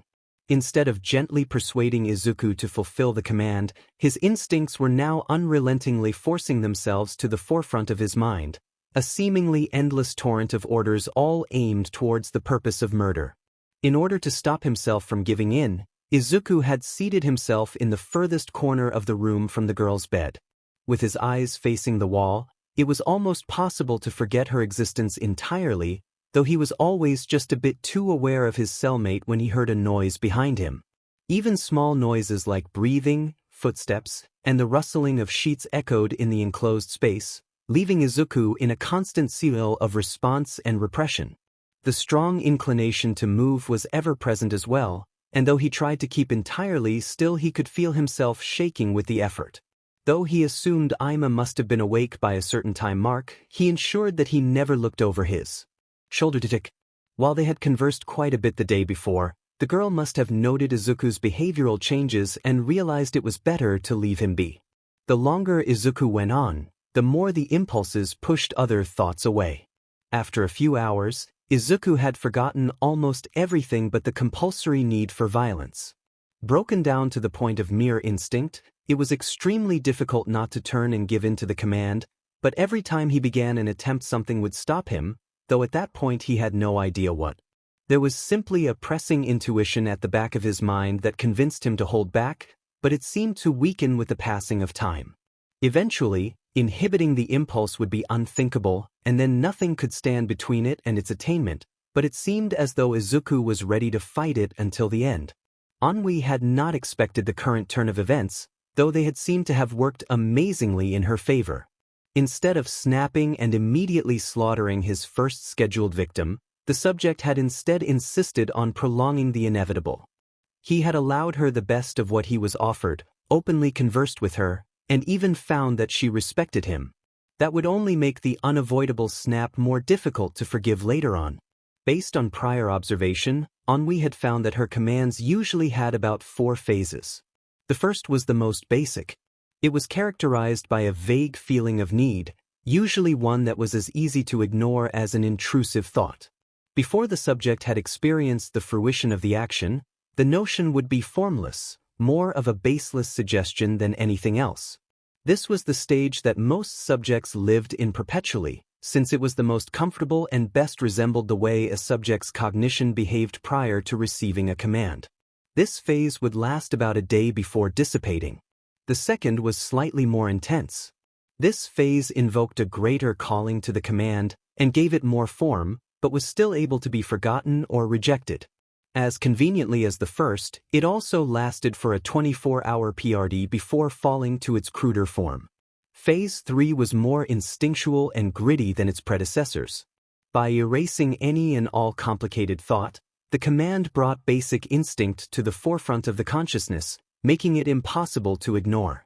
The brain also began to work towards creating restlessness within a subject, making them more nervous and anticipant of the action as well as heightening their senses to allow easier fulfillment. At this point, if a subject gave into the command, their method would be much less controlled than it would have been otherwise, as the subject is only focused on completing the task and disregards outside complications or humanity. Of course, it was a small mercy compared to what would occur were the event further prolonged. The final and most brutal phase was silently referred to by Ennui as the breaking point. This phase was the most chaotic, and as such always occurred at a different time per subject. Regardless of the subject's purpose or command, the subject would go into a super heightened state in which their bodies would spike with adrenaline. All thoughts disregarding the action would be repressed, and the body would essentially put all of its energy into performing the task. Ennui had found that when repressed beyond this point, the subject would expend all of their vitality in trying to complete the task without sleep, food, or water, and eventually die. Of course, no subject had reached this point due to negligence. Ennui, curious regarding the extent of her ability, had practiced her quirk on a subject in the past and placed them in a position where it was impossible to fulfill their command in order to record the results, and had been fairly pleased with the outcome. If at any point during the course of the system a subject were to give in to the command, it would reset back to phase 1 and repeat indefinitely. As far as Ennui had tested, there was no way to remove the effects of her quirk, and since none of her clients had ever complained or asked for a return, she assumed it was impossible. Based on camera footage that she had been monitoring in between appointments, Ennui was certain that the subject in question was currently in phase 3. He certainly seemed restless, and every time he heard a sound behind him it seemed as though only mental effort was stopping him from attacking his cellmate. Ennui guessed that the girl's insistence on alerting the subject of her presence was hardly helping matters. When Ennui had arrived at work at 7 that morning, the girl had already been attempting to approach the subject.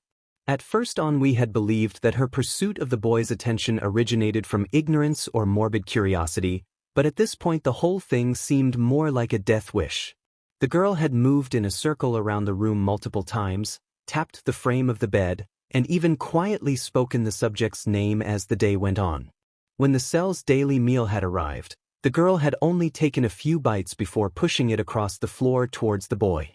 For some reason the girl appeared to believe that the boy would have a much easier time of the whole ordeal if he just killed her, already having given up on her own escape. Despite all this though, the subject seemed completely oblivious. Ennui was shocked to see that anyone could have such strong willpower, though she was certain he would eventually crack. It didn't even matter if she had to wait until phase 3, she knew she was going to get the result she had planned for. Ennui was then unexpectedly jolted from her thoughts by a loud noise emitting from her laptop. Upon checking the screen, she realized that the perpetrator was a video call originating from an unknown source.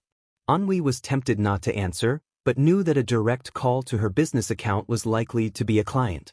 Of course, such things were usually handled by the sales department, but she wouldn't be surprised if something had been redirected to without prior warning.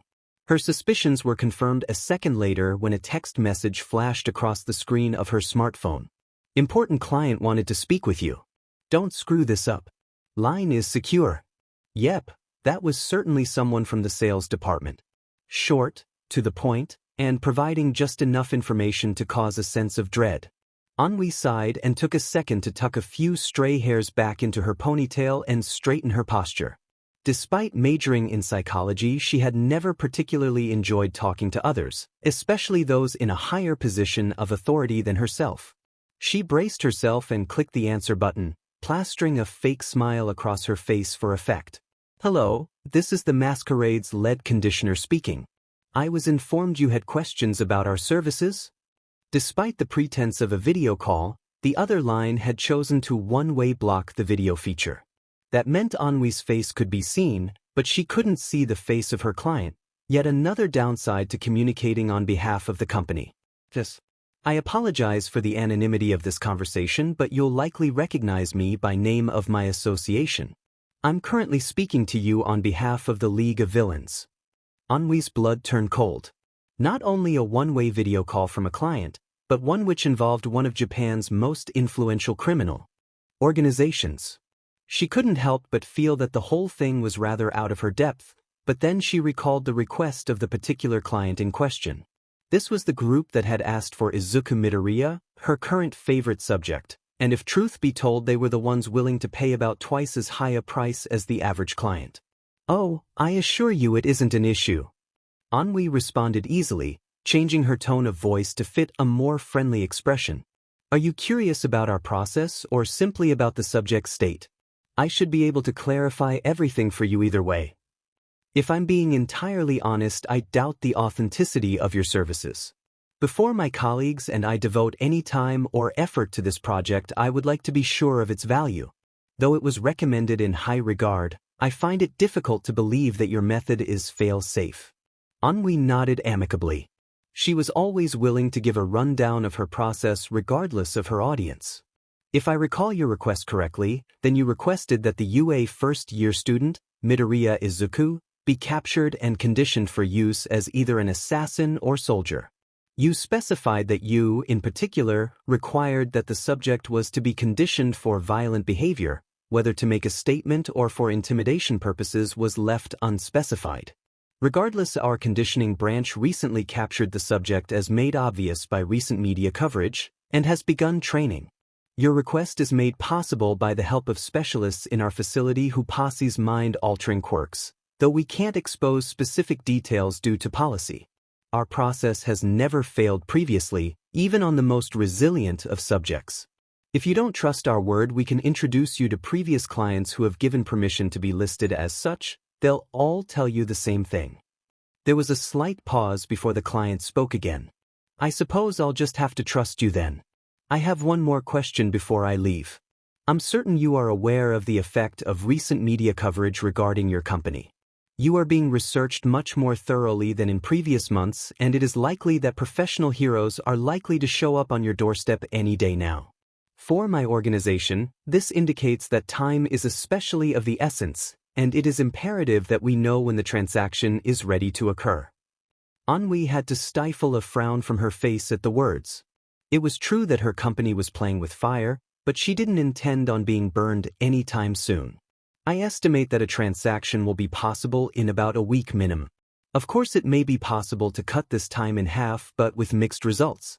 In the past, most clients have provided a month for training, but these are unique circumstances. I trust that you'll be capable of adjusting to any complications that arise from early dismissal of the subject, though we won't be held accountable as per our contract. Fine. You have 4 days from today to prepare before we arrive for pickup in the aforementioned spot. Please be punctual in your DLVY. After that, the screen went entirely black, and Anhui was finally able to slump down in her chair with relief. For days. She could find some way to work with that. Maybe. She just had to think over all her actions from now on more carefully. Her thoughts were cut by the buzzing of her phone on the desk beside her. Oh, for crying out loud! She exclaimed angrily, picking up the phone. Who could it possibly be now?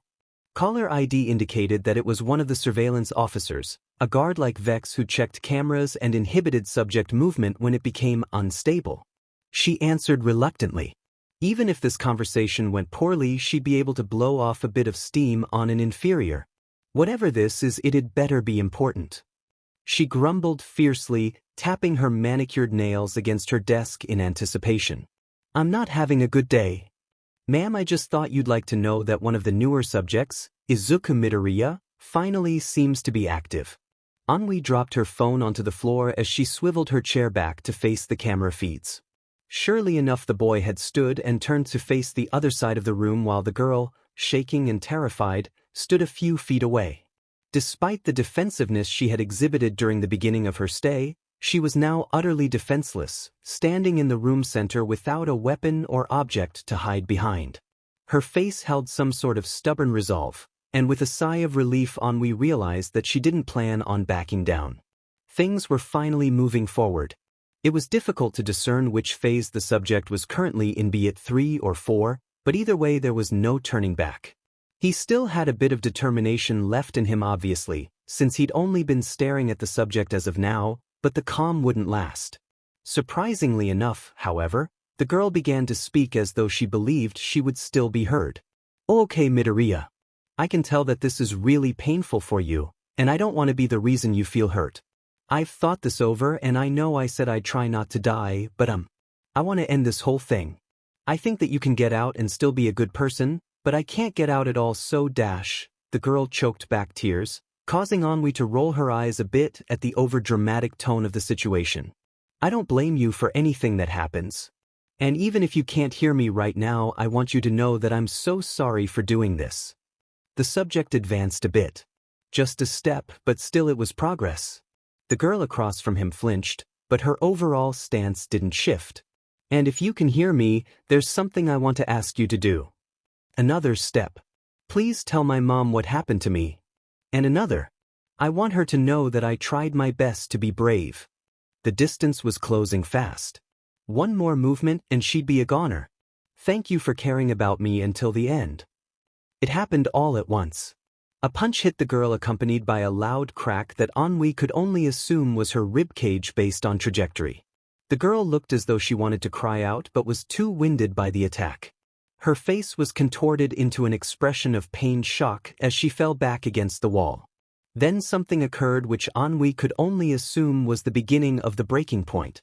A flurry of punches aimed seemingly at random hit the girl, breaking bones with each impact. This part of the job was always rather brutal and gory, but Anhui had more or less inured herself to its effects. Worse still, Anhui was aware of genuine expression of joy on the subject's face. It was part of her quirk's nature that the subject would enjoy the commandment's fulfillment in the moment, but that didn't make the situation any less disturbing to view. Even someone as used to the sight as she was couldn't help but feel a sense of disgust. It was necessary for results, however, so she was able to turn a blind eye. Anhui knew the boy's consciousness would reset phases at the exact point of the girl's death, and by then it would be too late to reverse the damage. Izuku felt ecstatic. He wasn't quite sure why, but it was as if his entire existence prior to that moment had consisted of agonizing pain and energy, but then, as if by some miracle, the feelings that had been so tormenting just disappeared altogether.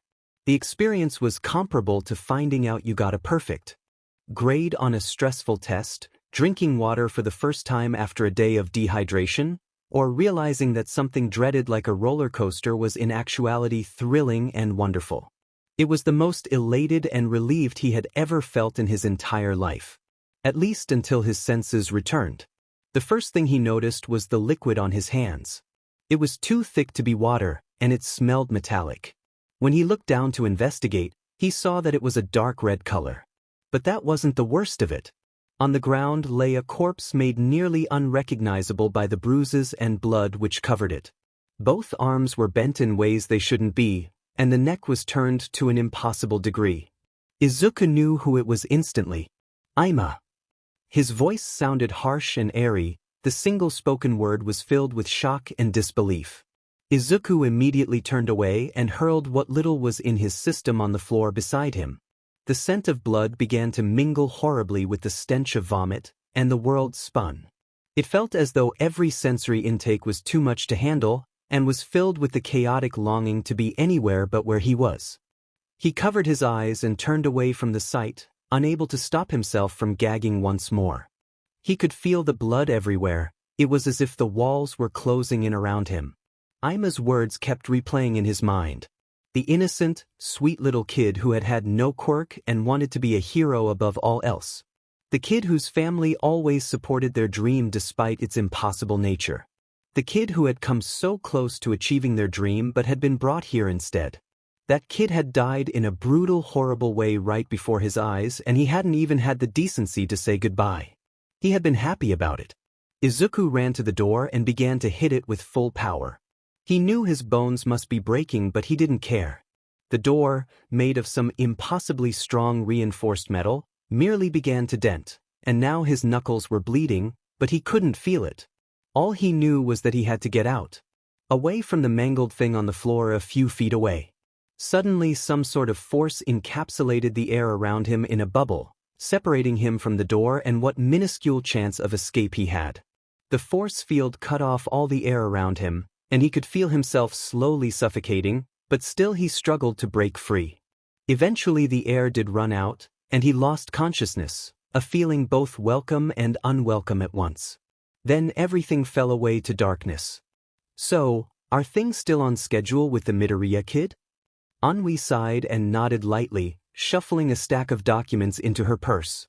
Surprisingly enough, yes. It's taken a lot of effort and resources, but I believe that he'll be ready for release by the end of the week.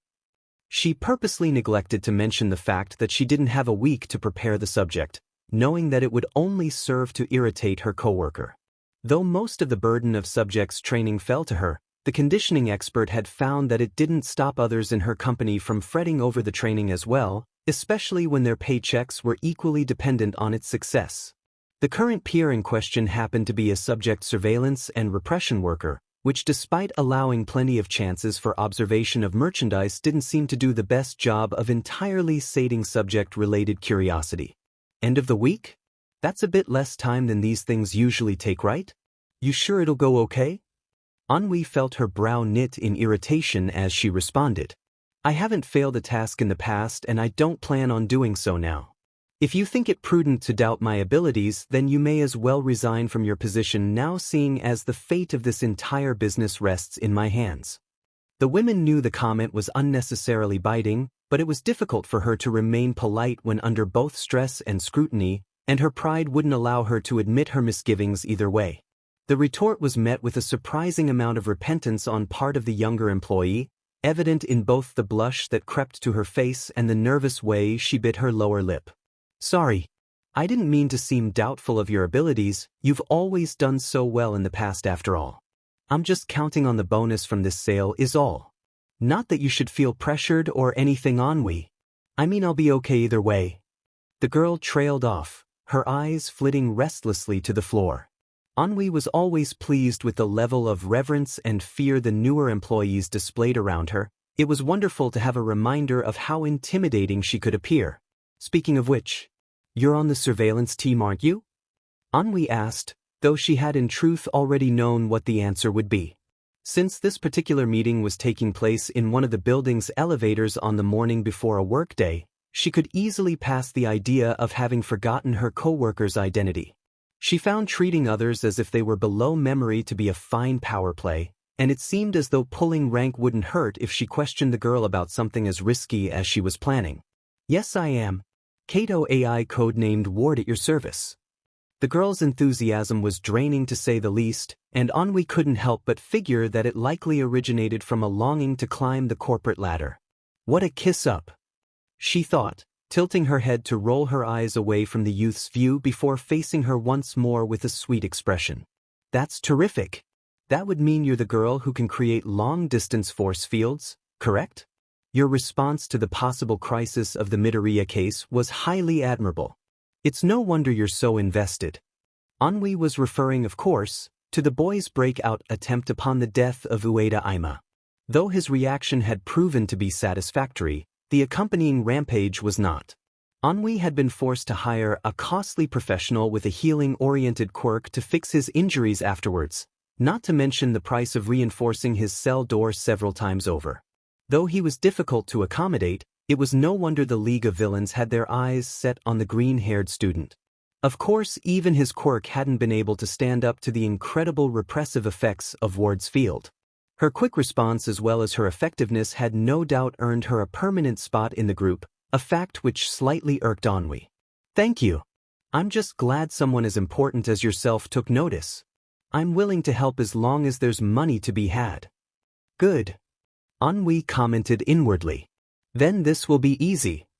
It's funny that you'd mention that, because I just so happen to have an opportunity open to you which could result in a pay raise if done properly. The girl visibly perked up, her eagerness at the idea of increased pay poorly concealed. Are you willing to take on a bit of extra work? Yes, of course, ma'am, was the girl's immediate response. Just tell me what you need done. Anwi considered her words carefully, worried by the possibility of her request's rejection. Have you been working the main monitors often as of late? She prompted, deciding to present the task in as roundabout a manner as possible. Yes, from 8 in the morning to 12. The employee replied amicably, stepping lithely off the elevator just as its doors began to part. Anwi followed closely after. Despite the fact that her office occupied a lower floor. After that, Watanabe Renzo's shift begins. But I'm sure you already know that, so I'll assume you were inquiring after the level of attention I've been paying to the kids in the cells. She looked to her superior for confirmation, and Anwi granted her a swift nod. I notice a lot, I guess. It's hard not to when they're my only real form of entertainment. Can't help but feel sorry for some of them, but hey, it's natural selection, I guess. The girl's words were accompanied by a haphazard shrug. You gotta crack a few eggs to make an omelet. I'm sure you feel the same, right? The girl hardly paused to listen for a response before continuing. Basically what I'm saying is that whatever job you have in mind for me, I'm more than willing regardless of how dirty it is, so you can quit beating around the bush. Anwi wanted to be annoyed by the blunt way of speech as well as the assumption of the purpose tasks inherit immorality, but at the same time she welcomed to opportunity to get the whole thing over with. Fine then. Since you say you've been watching the subjects closely, then I trust you've noticed Midoriya Izuku's recent progress. I've been sending quirkless fodder in at a fairly consistent rate for the past 2 days, and though he took his time with the first 3 or so, the more recent candidates haven't lasted more than an hour. Normally I'd be pleased with results like these, but at the same time he hasn't spoken since the first death, and hasn't eaten any of the food we've been sending in at all. Though Anwi hadn't been quite finished speaking, her companion took the pause as invitation to comment. You worried your plans for this one worked a bit too well, huh? It's true it's a bit off, but not completely unprecedented or anything. Plenty of kids react like this at first. Besides, I'm sure the clients won't care if he's a bit off as long as he does what he's told. Anwi had to bite her tongue to keep from sending back a harsh retort. Certainly. But that's not exactly the issue here. I'm concerned more by the fact that the progression of my psychoanalysis of the subject is hindered by his lack of verbal activity. The girl turned and shared a knowing expression with her. Oh yeah, that whole pet project thing you have with behavioral analysis. Quill might judge, but I won't. We all have our hobbies. How exactly do I fit into this though? I'd like to speak to the subject directly to get the data I need. I haven't gotten permission from the higher-ups, however, and I don't really have the time to request something so unorthodox from the higher-ups at the moment. Because of this, I can't access the cell intercom to speak to him, and would need to go to his cell myself. Of course, this would be a death sentence without the proper protection, not to mention that I'd need a blind spot in the camera footage to operate in, both of which I believe you can provide. Despite her earlier insistence, the girl seemed taken aback. That's pretty dangerous, you know. My quirk may be strong, but even it has its limits. You saw what that kid could do, right? And all this just to satisfy your curiosity? The two had arrived at the entrance to the security room where Kato was stationed, though the girl stopped in front of the door to address Anwi further. If you get yourself killed, the company loses one of its most valuable assets. We literally can't operate without you, you know. Anwi quirked one eyebrow and let her tone shift to a more threatening one. If that's a no, then I suppose I can ask another officer to help me. It's your money lost, not mine. She pivoted without another word, hoping the bluff would be enough to coax her coworker. There were no sounds other than her polished heels against the hardwood floor until suddenly, fine. I'll do it. Anwi walked back to the employee, a look of subtle victory encompassing her face, though it was gone as quickly as it had come. Thank you. I'd appreciate it if the cameras went dark around 10 today. Replace the missing footage with whatever you think will seem convincing. She slid a wad of cash into the girl's open hand before heading back to the elevator. Though the conversation had gone sour sooner than she expected, she was grateful at least to know that monetary manipulation hadn't worn out its uses. It was one of the few benefits of working beside criminals after all. To say that Izuku Midoriya had had a difficult week would be the understatement of the century. Ever since he had first woken up from his frenzy, it seemed as though he was living through some kind of sluggish nightmare. Surprisingly, he found things much different than they had been when he'd fainted. The walls and floors were clear of blood, and his arm and hand had somehow been miraculously fixed. Even the sheets that covered the thin wire frame bed in the corner of the room showed signs of wash. It was almost as if the events of the last day had never happened. But of course that was just wishful thinking. Not soon after he regained consciousness, the newly finished cell door had swung open to accept a new occupant, and Izuku had experienced an overwhelming feeling of dread. They expected him to do it again, he'd realized. And again. In fact, it was probably the only thing he would be allowed to do for the rest of his life. Though the cell's new visitor was a slightly older male, Izuku couldn't help but be reminded of Ima, especially when he chose a thin switchblade off the rack to defend himself. At the time, the green-haired boy had also silently noted that either Ima's knife, or a near replica, had been placed back into its spot as well. When his new cellmate began to ask questions, Izuku provided no answer. He had learned his lesson from the first experience after all. It was clearly better not to get attached.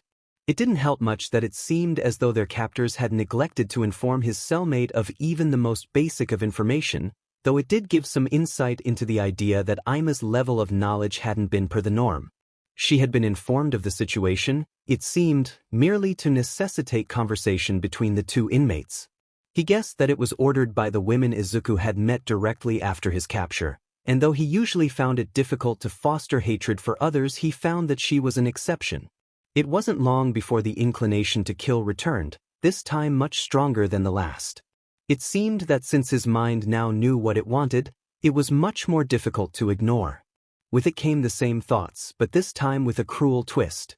With each command he was reminded of the intoxicated feeling that had accompanied a kill, making the idea even more tempting.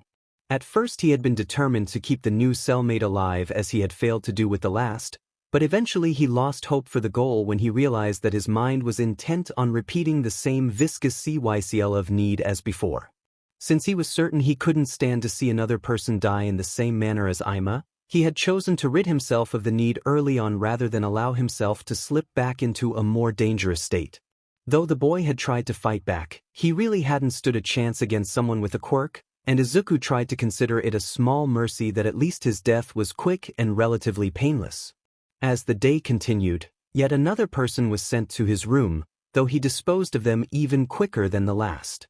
Though it both disgusted and frightened him, he found it uncomfortably easy to complete the task when he imagined the people as numbers rather than living beings.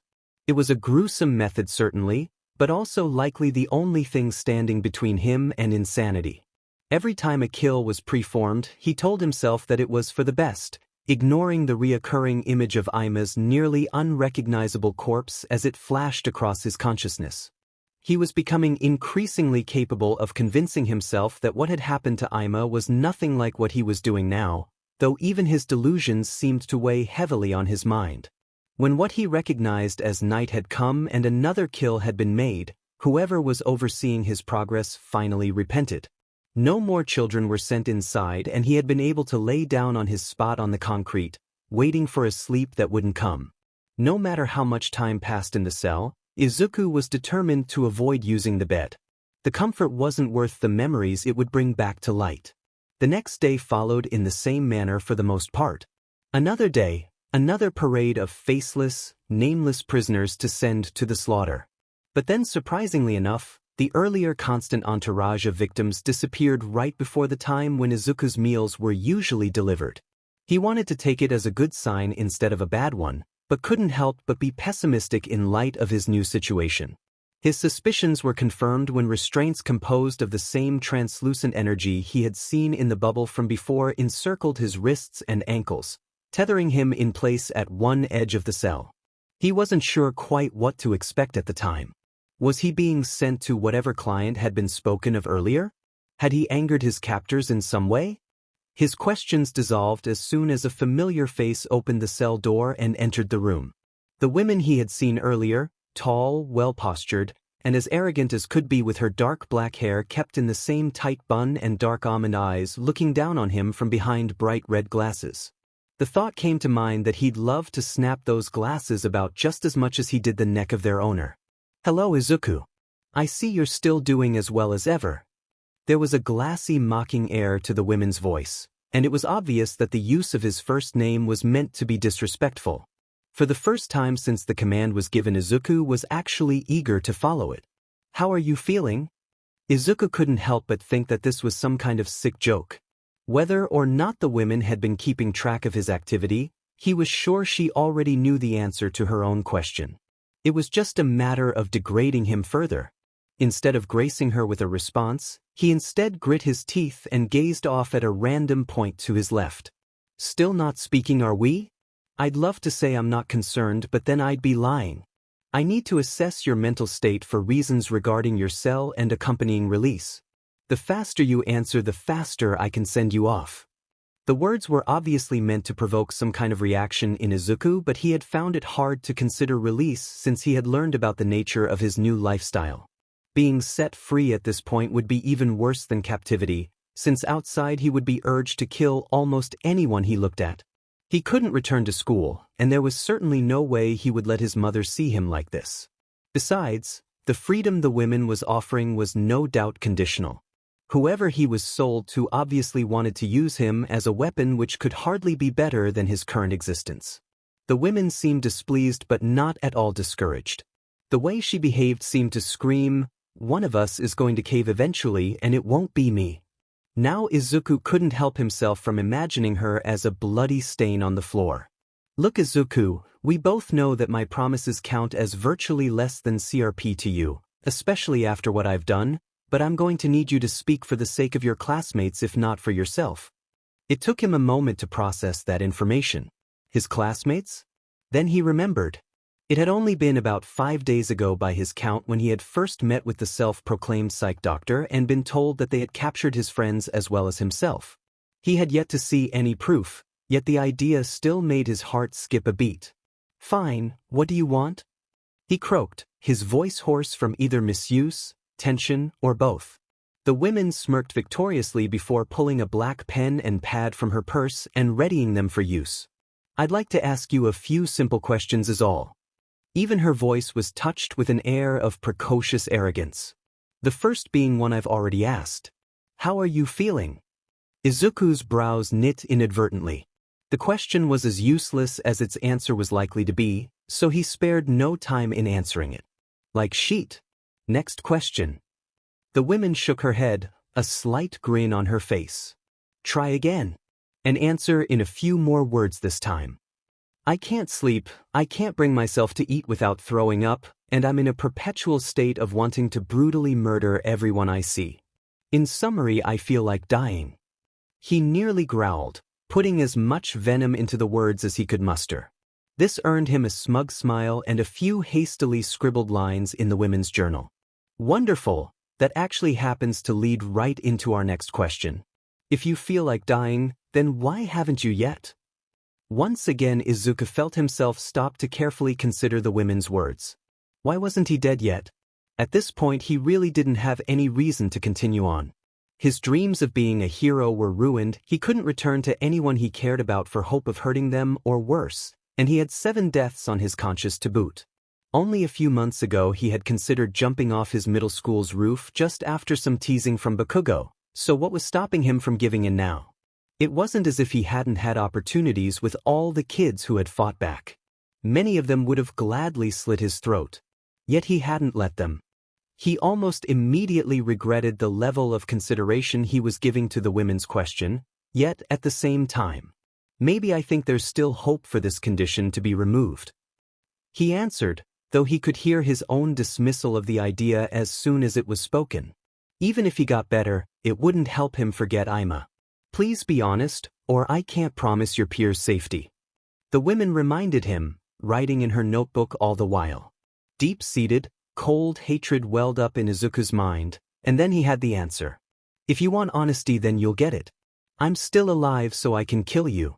There was such a tone of merciless animosity to his voice that even the women across from him seemed to shrink back in fear, her pen dragging uselessly across her page and dropping to the floor before she regained composure. Thank you then. I think that's all I'll be needing for today. The woman stammered, her face still colorless as she turned to exit the room. She stalked out of the room, in her hurry forgetting to pick up her fallen pen. After the door had closed behind her, the bindings around Izuku's limbs faded until he could move again. Things resumed as normal with another child being sent in, but this time things were a bit different. He knew the woman was watching and he intended to make a display for her. After a much more messy kill than all previous ones neglecting Ima's, Izuku dipped his hands into the resulting blood and flicked it over each of his room's camera lenses. He knew they would clean them, but he didn't care. All he wanted to do was make sure that whoever had put him here would regret being born as soon as he got out. Aizawa Shoyuda had had one hell of a night, especially considering that it should have been a night off. Instead of scaling pitch-black rooftops, trailing criminals of unknown origin, and texting coworkers at ungodly hours of the night, he had been given the perfect opportunity to simply sit at home alone with a microwave dinner before getting in a surprising 8 hours of sleep. Fortunately enough, however, for once, he hadn't had the good sense to mind his own business. It had all begun with the so-called lead a few of Aizawa's students had shown to him a few days before. The entire thing had been built around some incredibly loose and baseless comment posted on an outdated internet thread, but he had humored the teenagers for the sake of their own well-being rather than his own. Much of Class 1A had neglected sleep, study, and training until they were ensured that at least some development was being made in the Midoriya case, even if it was as flimsy as what they had eventually provided. Of course, Aizawa would be lying to himself if he said that all his interest in the case was based on the whims of the class. As much as he loathed to admit it, he did care for his students, and he couldn't help but blame himself for the entire situation. In theory, things would have gone differently if he had made it to the alleyway on time, if he had watched after the class more vigilantly, if he hadn't planned the exercise in the first place. But more, perhaps, than anyone else, Aizawa Shoyuta hardly saw the value in dealing in hypotheticals. He had looked into the webpage due to minor curiosity despite his initial disbelief, and surprisingly the results were much more than he could have hoped for in a best-case scenario. Whoever the porcupine quirk wielder the original poster had mentioned had a profile on the site, which when checked, had never posted to a traceable thread. Though it did appear, in fact, that the user had been linked on multiple pages in the past, always responding to someone who claimed to need a guy. The profile itself was fairly empty, with no pictures, names, or ID to speak of. Even the username was simply composed of 4 consecutive X's. Without a warrant, there really wasn't any hardcore tracking to be done. After all, Aizawa was hardly a hacker, and even in the case he had been, any actions on his part would have been illegal. Luckily, the criminal was sloppy enough that nothing of the sort was ever required. Since it seemed as though past clients had simply private messaged the account, Aizawa assumed it was at least worth a try as a first method. By creating a quick and equally ambiguous account, he had managed to send a simple message which read, "I'm interested in hiring." He had practically jumped out of his seat in surprise when he received an almost instantaneous response reading, "Okay. Anything you want to know first?" The whole situation seemed far too good to be true. Here was the supposed culprit of a highly successful human trafficking scandal offering him information on a silver platter with no prior exchange of info. No one could possibly be that stupid. Of course, Aizawa knew from past experience that people could indeed be that stupid. He took a second to think of the most likely question a real prospective buyer would ask, then typed accordingly. "How much for a job?" seemed accurate enough. "Depends. What do I have to do?" was also similar enough to the expected. There was a moment's pause. This next question could be risky. It's sensitive. Is there a location where I can discuss details face to face? Aizawa held his breath in anticipation until, sure. Sato's Sushi in Shibuya. It's public but everyone there's too busy to eavesdrop. It'll have to be 7 p.m. tomorrow. The pro hero didn't know whether to be relieved or appalled. "Fine with me. See ya then." Aizawa had stepped back from his personal computer, still dazed from the digital conversation. Everything had fallen into place far too easily. Either he was being set up, there was more than one morally dubious porcupine quirk holder in Japan, or he had just been given everything he needed on a silver platter by the very person who had created the necessity. After a quick survey of hero-accessible citizen quirk census records, Aizawa was once again left in shock by the fact surveys recorded no citizen with the described quirk, meaning that either every holder of a similar ability had also felt the need to go off record, or there really was only one in the country. In either case, the lead was worth chasing. Aizawa had informed a few co-workers of his plans for safety purposes, but had also emphasized the fact that the lead was likely to bear any change negative or positive on the case at all. Even so, he couldn't help but be a bit hopeful at the thought of the solution to a majority of his current problems being so easy to obtain. The day of, Aizawa didn't fret too much over disguises or possible public recognition. Unlike most of his colleagues at UA, he found that he was rarely ever noticed when in his civilian attire, which was all the better for him. To be sure, he did wear a hoodie, but either way he doubted there would be an issue. The encounter had gone extremely smoothly as well. Since the criminal's quirk was his identifying trait, it hadn't been difficult to spot him at his table. As expected, the man was a complete airhead. Though extremely arrogant in his abilities, he became casual extremely quickly, and was hardly observant enough to realize the care his companion took in hiding his face. Over the course of half an hour, Aizawa managed to confirm not only the fact that the man in question belonged to the human trafficking group, but its name as well. The thing he found most amusing, however, had to be the man's closing sentence, spoken after more than one drink. See, bet you wouldn't believe it, but no one else involved knows I advertise like this. The head honchos call me careless, but my fines account for at least 30% of our clientele. Aizawa had agreed at the time to placate the man, but found it hard to suppress an eye roll. Though he wouldn't doubt the man's combat ability, he certainly shouldn't be let near any potential buyers. After that, the two had supposedly parted ways, though Aizawa had trailed him for quite some time afterwards. It was unclear whether it should be taken as astonishing or evident when the man's car pulled into a parking lot on the wrong side of the city rather than a place of residence. When the culprit entered an unsuspecting-looking building a few blocks away, Aizawa had no doubt in his mind that he had found the man's place of work, if not the very building where Izuku was being held. After taking sufficient pictures of license plates and addresses, he had contacted those involved in the case and presented his information. With a bit of recollection, it was found that his account of the person in question matched the student's own descriptions to a T, and before long there were plans for further investigation, and even talk of a full-scale attack being launched on the facility. After all clues were found to point in the direction of the area in question, it was eventually decided that actions should be taken as soon as possible. Due to the supposed scale of the business in question, it had been decided that any attack would be withheld until the morning of the next day to allow for foreplanning. Assuming that the group still held many of the missing persons on record, special care would have to be taken to avoid a hostage situation. The attack would have to be quick, precise, and relatively stealthy, meaning that Aizawa was almost first chosen to participate. He didn't mind the trouble at all if it meant finding Midoriya, though he had to admit he wished he'd been a bit more prepared for the night ahead. He was currently back at the UA dorms, having decided to tell his class about the infiltration beforehand since it likely wouldn't be televised for the sake of discretion. He figured updating them on the case was the least he could do considering that their efforts, regardless of how minute, were what had made the rescue possible. Besides, he had things he had to pick up from his office before meeting up with his coworkers either way. Surprisingly, he had found multiple students awake upon his arrival. From the dark circles and yawns, he could guess that despite the recent reinstatement of a regular school schedule, many had been finding it difficult to sleep while their classmate was in direct peril.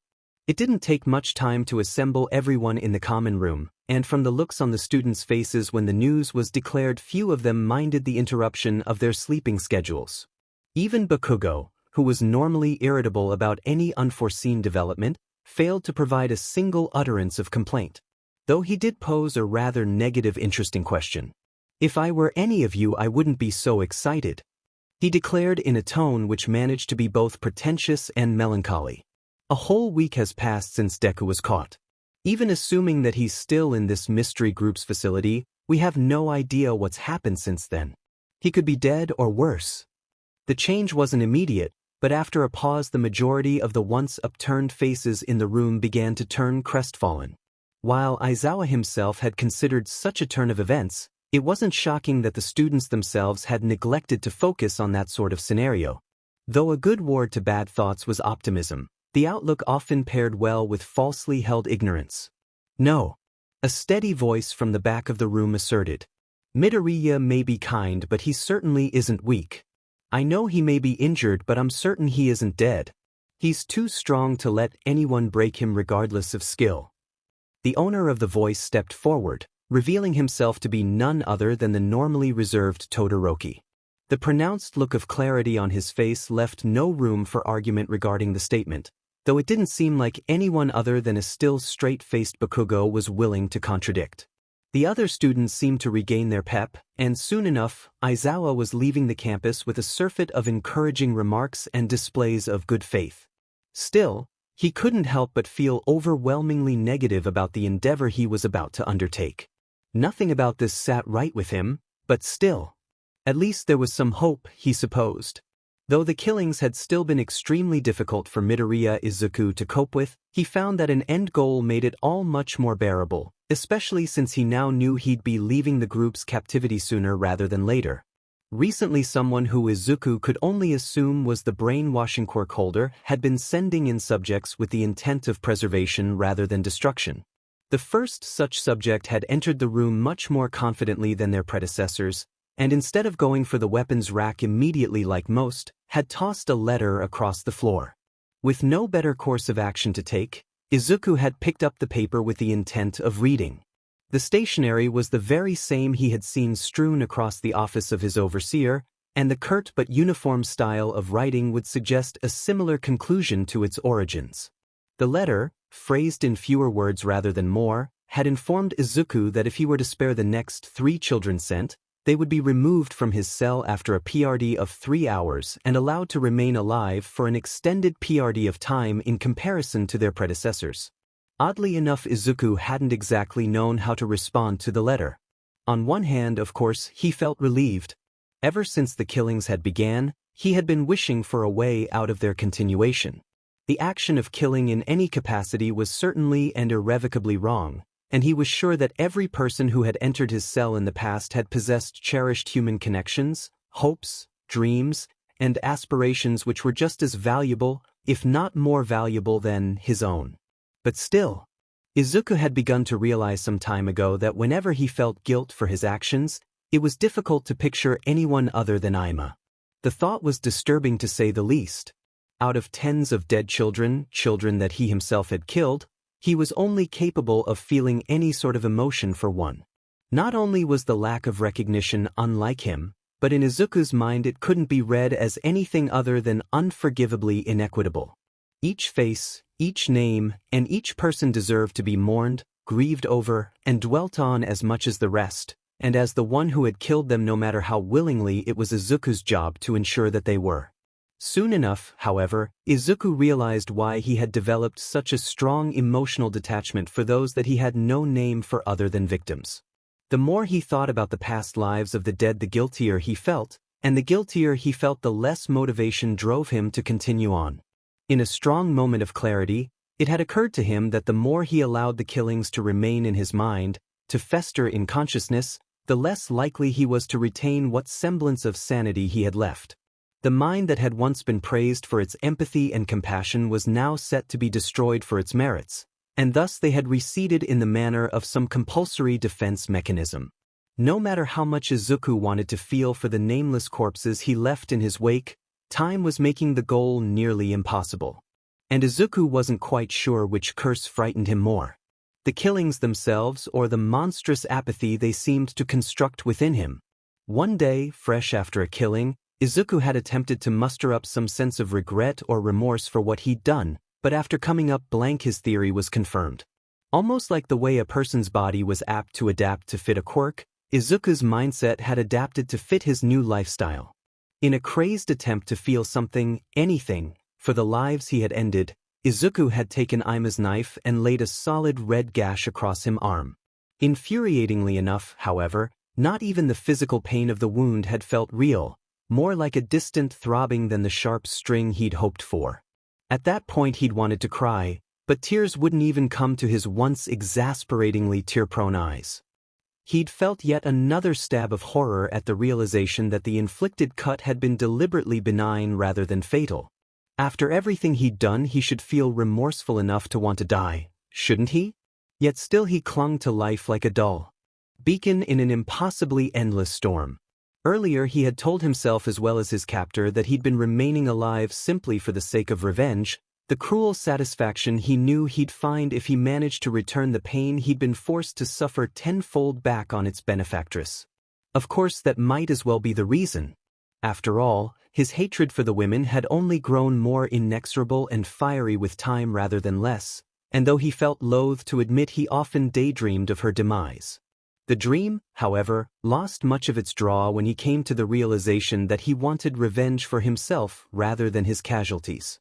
Once again he was forced to face the hideous truth that the human lives he'd taken, once so invaluable in his thoughts, had turned from existences to numbers.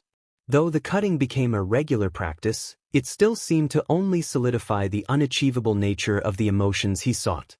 Now, as the temporary escape from such a deplorable existence was being offered to him on what was practically a silver platter, he felt nothing but numbness and the silent stir of the still ever-present urge to murder. Well, actually, those weren't the only emotions. Though the numbness was awful, Izuku had concluded, the more potent sense he felt upon reading the letter was disappointment. Izuku might have laughed had the recognition not been so sickening. The exact point of time when Izuku's command was fulfilled, as his captor had explained, he was supposed to experience an extreme rush of dopamine. He could only conclude that that was the cause of the thrilling burst of happiness he felt during a kill in spite of the grueling disgust which preceded it. In the short span of a few days, that rush had become the strongest emotion he seemed to be capable of feeling, and no matter what his consciousness might scream, a louder and more primal part of him demanded more of it. The whole thing was about as dreadful as it was ironic, the thought that he might actually be addicted to inducing death. He complied with the letter as much to save the 3 people in question as well as prove to himself that he could, though the process was a bit more difficult than he'd anticipated. He didn't even require his instincts to push him on anymore, and the slow normalization that the action of murder had worn into him almost felt like first nature. He kept reminding himself that the boy in the cell with him was just as real and important as one of his friends, as important as Ima. This manner of thinking was surprisingly tethering, and Izuku was thrilled by the idea that his friends still held just as potent a force to him as they had before. He was certain that as soon as escape was possible, his first action would be to find and free his friends, hopefully without them seeing what he'd become, before he'd set off to kill the dark-haired women. Of course, a small part of him hoped, at the same time, that the women would be capable of removing her quirk beforehand. She had seemed selfish enough that Izuku could imagine a plethora of painful ways to coerce her into helping him before he ultimately ended her life. Once he realized the morbidity of that train of thought, he had set it aside, but the idea of being free of the quirk as well as the cell was far more than enticing, and if it was possible, it wasn't too far off in the horizon. The attempt on his captor's behalf to control his killing instinct led him to believe that whatever buyer was lined up to collect him planned to do so soon. It wouldn't exactly be a sound business practice to allow a product to exterminate its users soon after purchase. Though Izuku acquiesced, he couldn't help but be angered by the fact that his actions likely followed the predictions of the dark-haired women.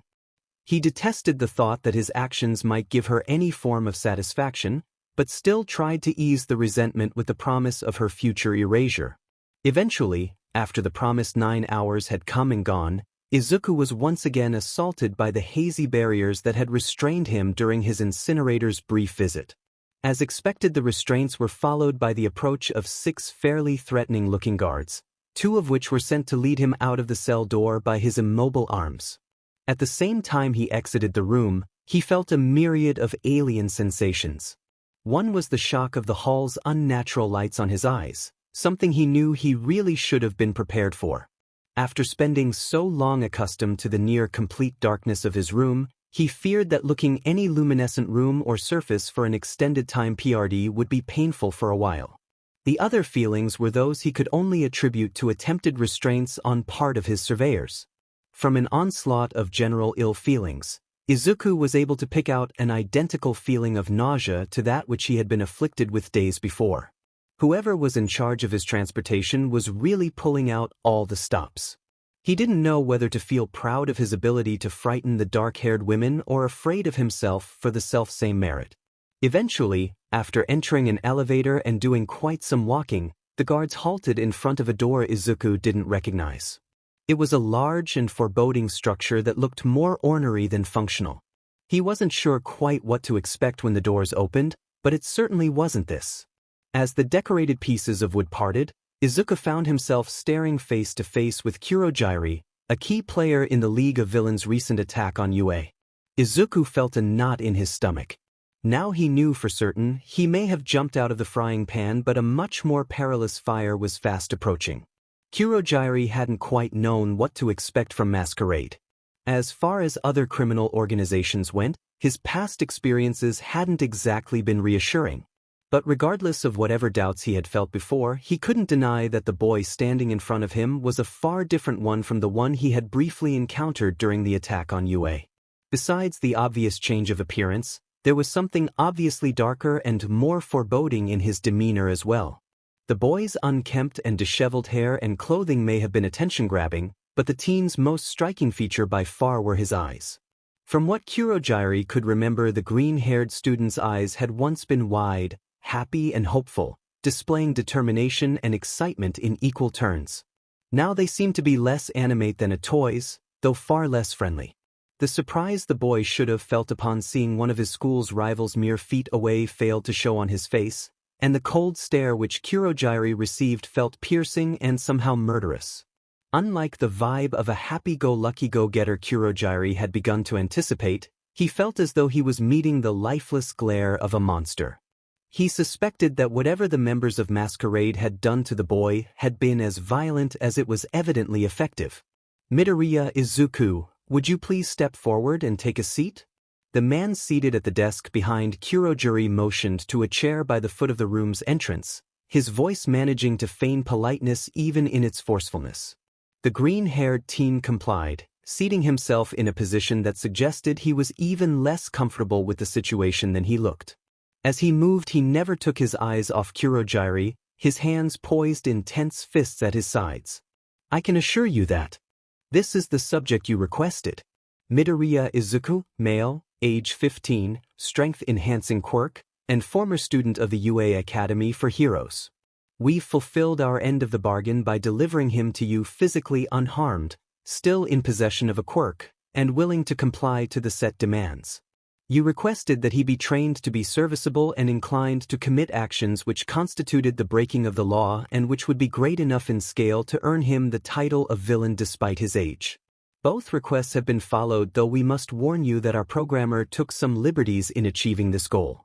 As per the nature of your request, we can promise that Midoriya Izuku will be more than eager to perform the act of first-degree murder, a crime which when done on a large scale will assure one receives the legal title of villain. He may, however, be difficult to manipulate and control, and it is advised that those in charge of his well-being solidify a surefire form of physical restraint in case of backlash." Kurogiri studied the boy and found it difficult to doubt anything the man claimed. In a rather twisted way, the Masquerade had held up their end of the deal spectacularly. But at the same time, Kurogiri couldn't help but feel a strong pity for the former student known as Midoriya Izuku. He wasn't sure that even Shigaraki could achieve such a look of suffering in someone as the one the boy was currently displaying. "I certainly believe you," Kurogiri agreed with a nod. "But I'd like to be clear on exactly what manner of backlash you're referring to here." In truth, Kurogiri was sure he could guess. He did, however, require a bit more stalling. He had expected Toga to have already set off the building's alarms knowing her insatiable lust for combat, but unfortunately she seemed to be running a bit late. That is difficult to say," the man confessed, his voice still smooth despite his indecision. "I'm afraid that telling you more would breach client-provider confidentiality." "I'm not afraid to say." Kurogiri turned his head sharply to once again face the boy in his chair. It seemed as though his words had caused him to double over as soon as they left him, however his mouth didn't stop moving regardless. "If you keep me around I might just end up killing you. They made it so I can't help it. This awful woman here has a quirk that does it. Something called command, I think."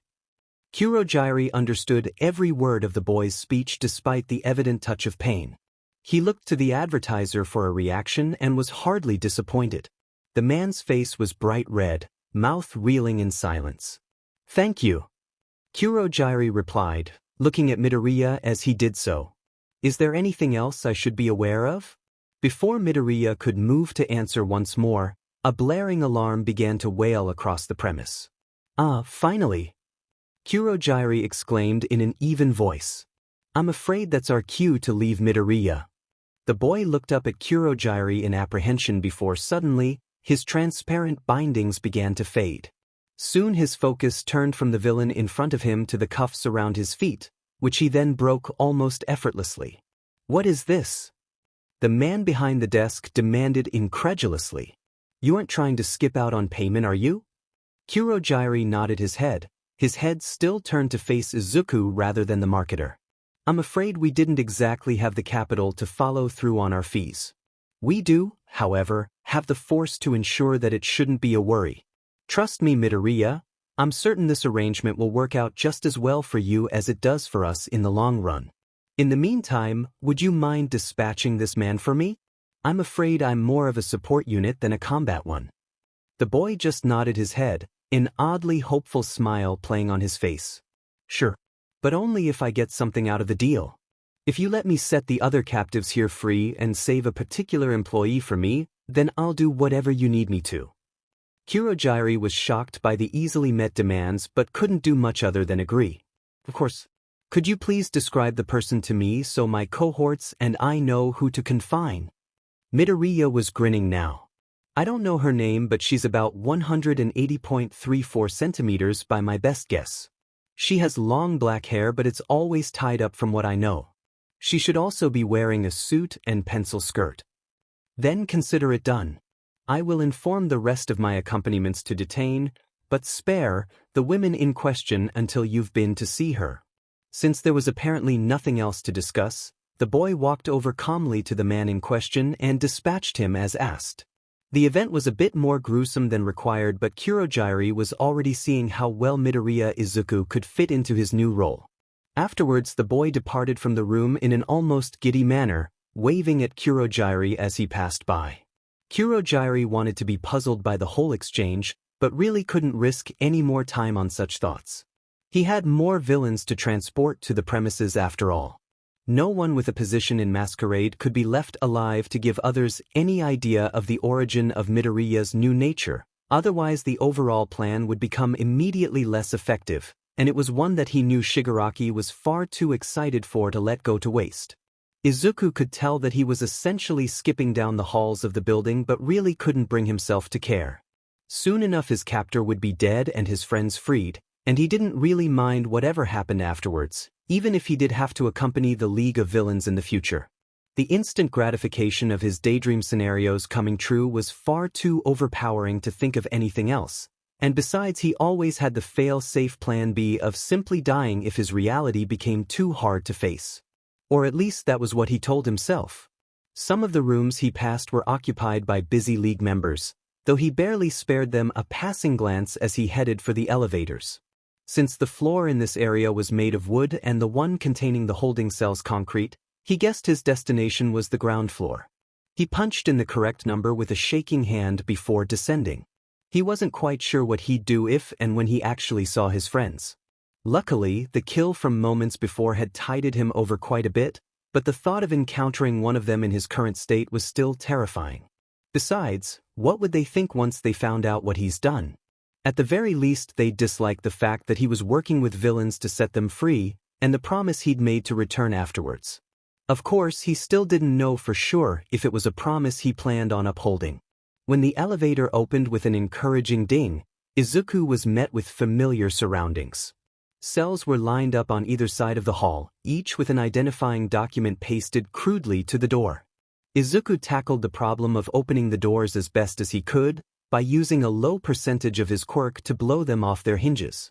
Luckily, it seemed as though all of the lower floor guards had been called elsewhere when the alarm sounded, leaving him to his work. When children poured out of the cells, they looked at him not with gratitude or excitement as he'd hoped, but rather fear. Most ran for the stairs or elevators immediately after their escapes, though a few lingered to stare. Izuku didn't want to acknowledge those terrified looks, didn't want to think about who they were directed at. He hoped he just needed a good shower, but was uncannily sure that it was something else about him that sent the kids running. Soon enough, Izuku had passed through the entirety of the floor with no sign of a familiar face on a door. Is there another floor with holding cells? Or was I lied to? Izuku was glad that he knew the truth to be the latter. It gave him yet another reason to bash in the brunette woman's skull. He made his way quickly back up the stair, but was halted unexpectedly when he saw Himiko Toga waiting at the top of the first flight. "Hey Izuku-en," she greeted nonchalantly. "You've got to go see that woman before Dabi burns this place to the ground, so I suggest you come soon." The blonde took off down an adjacent hallway, leaving Izuku with no option but to follow. He found her waiting on rocking heels in front of one of the unmarked rooms, blood splattered across her peach sweater. "Here she is, I caught her for you. She was just putting some papers into a briefcase and I locked the door on her. Have fun." Izuku ignored the girl's blatantly cheerful commentary and took a step into the room. Sure enough, there the woman was, cowering behind an upturned chair. Cowardice, SDSM, and disregard for life all in one package. It seemed that Izuku wasn't going to find any shortage of disgusting qualities here, a fact he didn't mind at all. Look, I know exactly what you're thinking, and I can assure you you'll find no benefits in killing me. The desperation in the woman's voice gave it a frantic quality, one which wasn't helped by her harried breathing. There's absolutely nothing to be gained for you here.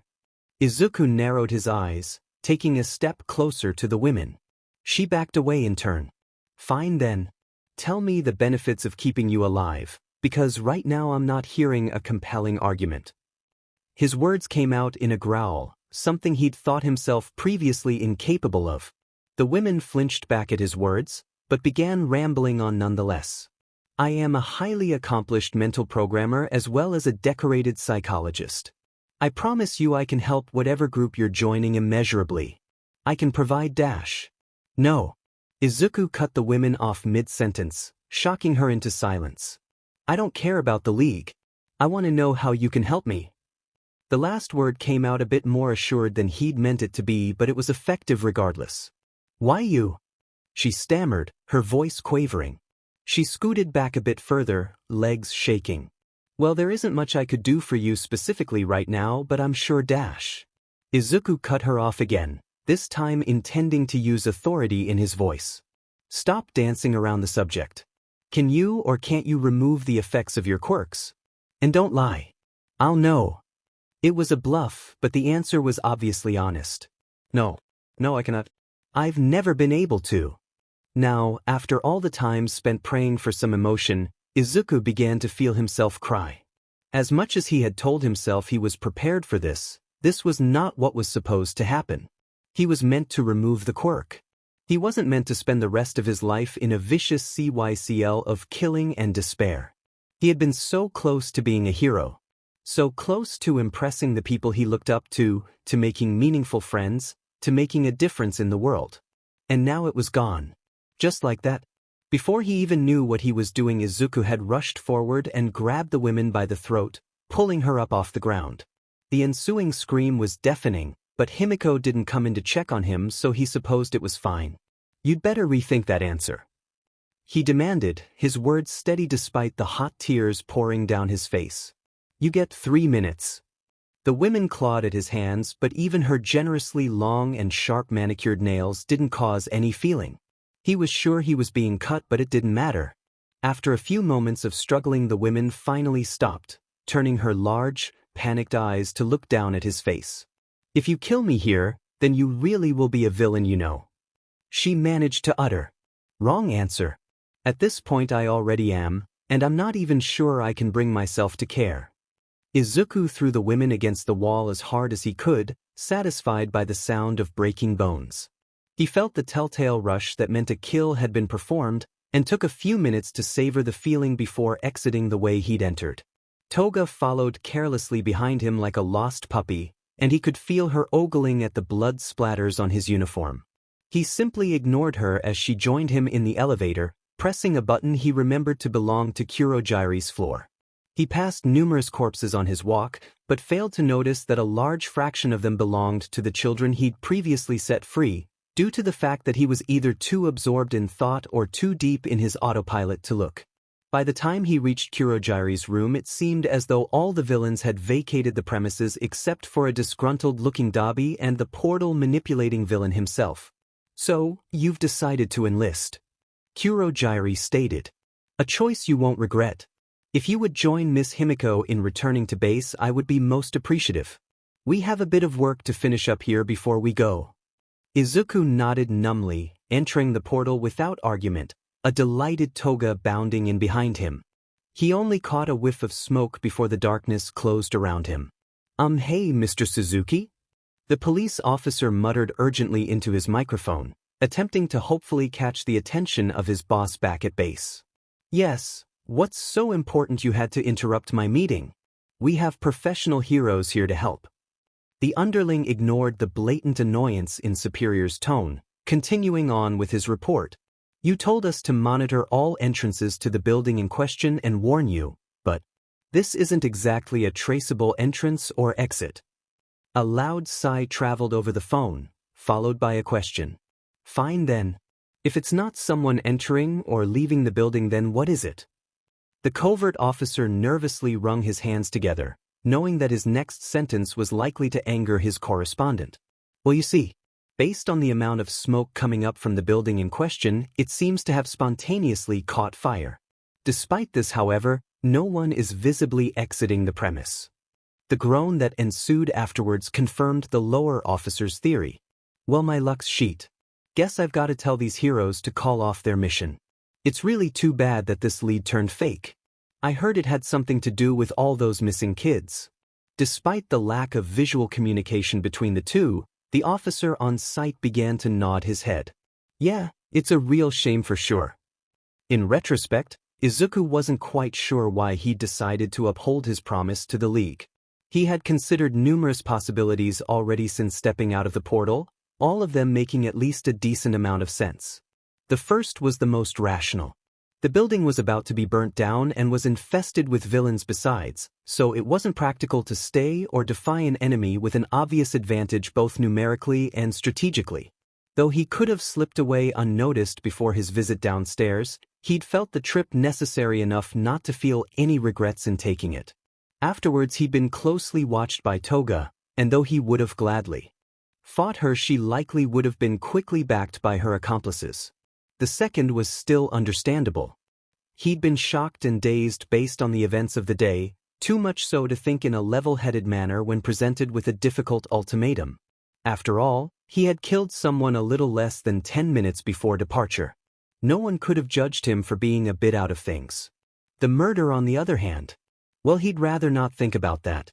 The third and last possibility somehow managed to be the least intelligent yet most likely option of the three. In this line of thinking, knowing he had nowhere to go, Izuku had made the choice to ally himself with someone, anyone, rather than go alone to face the trials he knew were in his near future. Without someone's help or guidance, he knew he'd end up on the streets, running the risk of eventually meeting with someone from his old life and revealing what he'd become. There was also the concern of what he'd do out in the world unsheltered. The only path he could really see himself going in from this point was that of a serial killer, which was somehow even more horrifying than being a villain. At least when he was with the League, he'd have some direction or purpose. Besides, Kurogyari had seemed willing enough to negotiate back at the facility, with any hope Izuku would be able to talk the group out of pitting him against someone from school, or God forbid All Might. That certainly wasn't a pleasant thought. Izuku had wondered why the League of Villains wanted him specifically among the choice of all his classmates, and the strongest argument he could muster was that they had realized he had come to inherit one for all.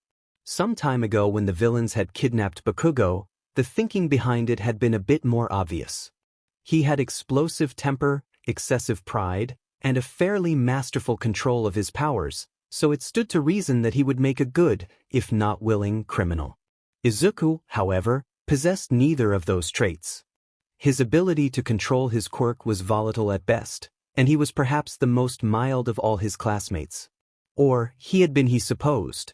Either way, it didn't make much sense as to why he of all candidates would be chosen to make a mockery of UA. Until you factored in his possible connection to All Might. Seeing Izuku turn sides would likely not only ruin the reputation of the heroes involved with his schools, but add insult to injury for a now relatively powerless symbol of peace. Izuku had already felt responsible for being a less-than-ideal successor, especially considering all the more worthy people he knew had been proposed.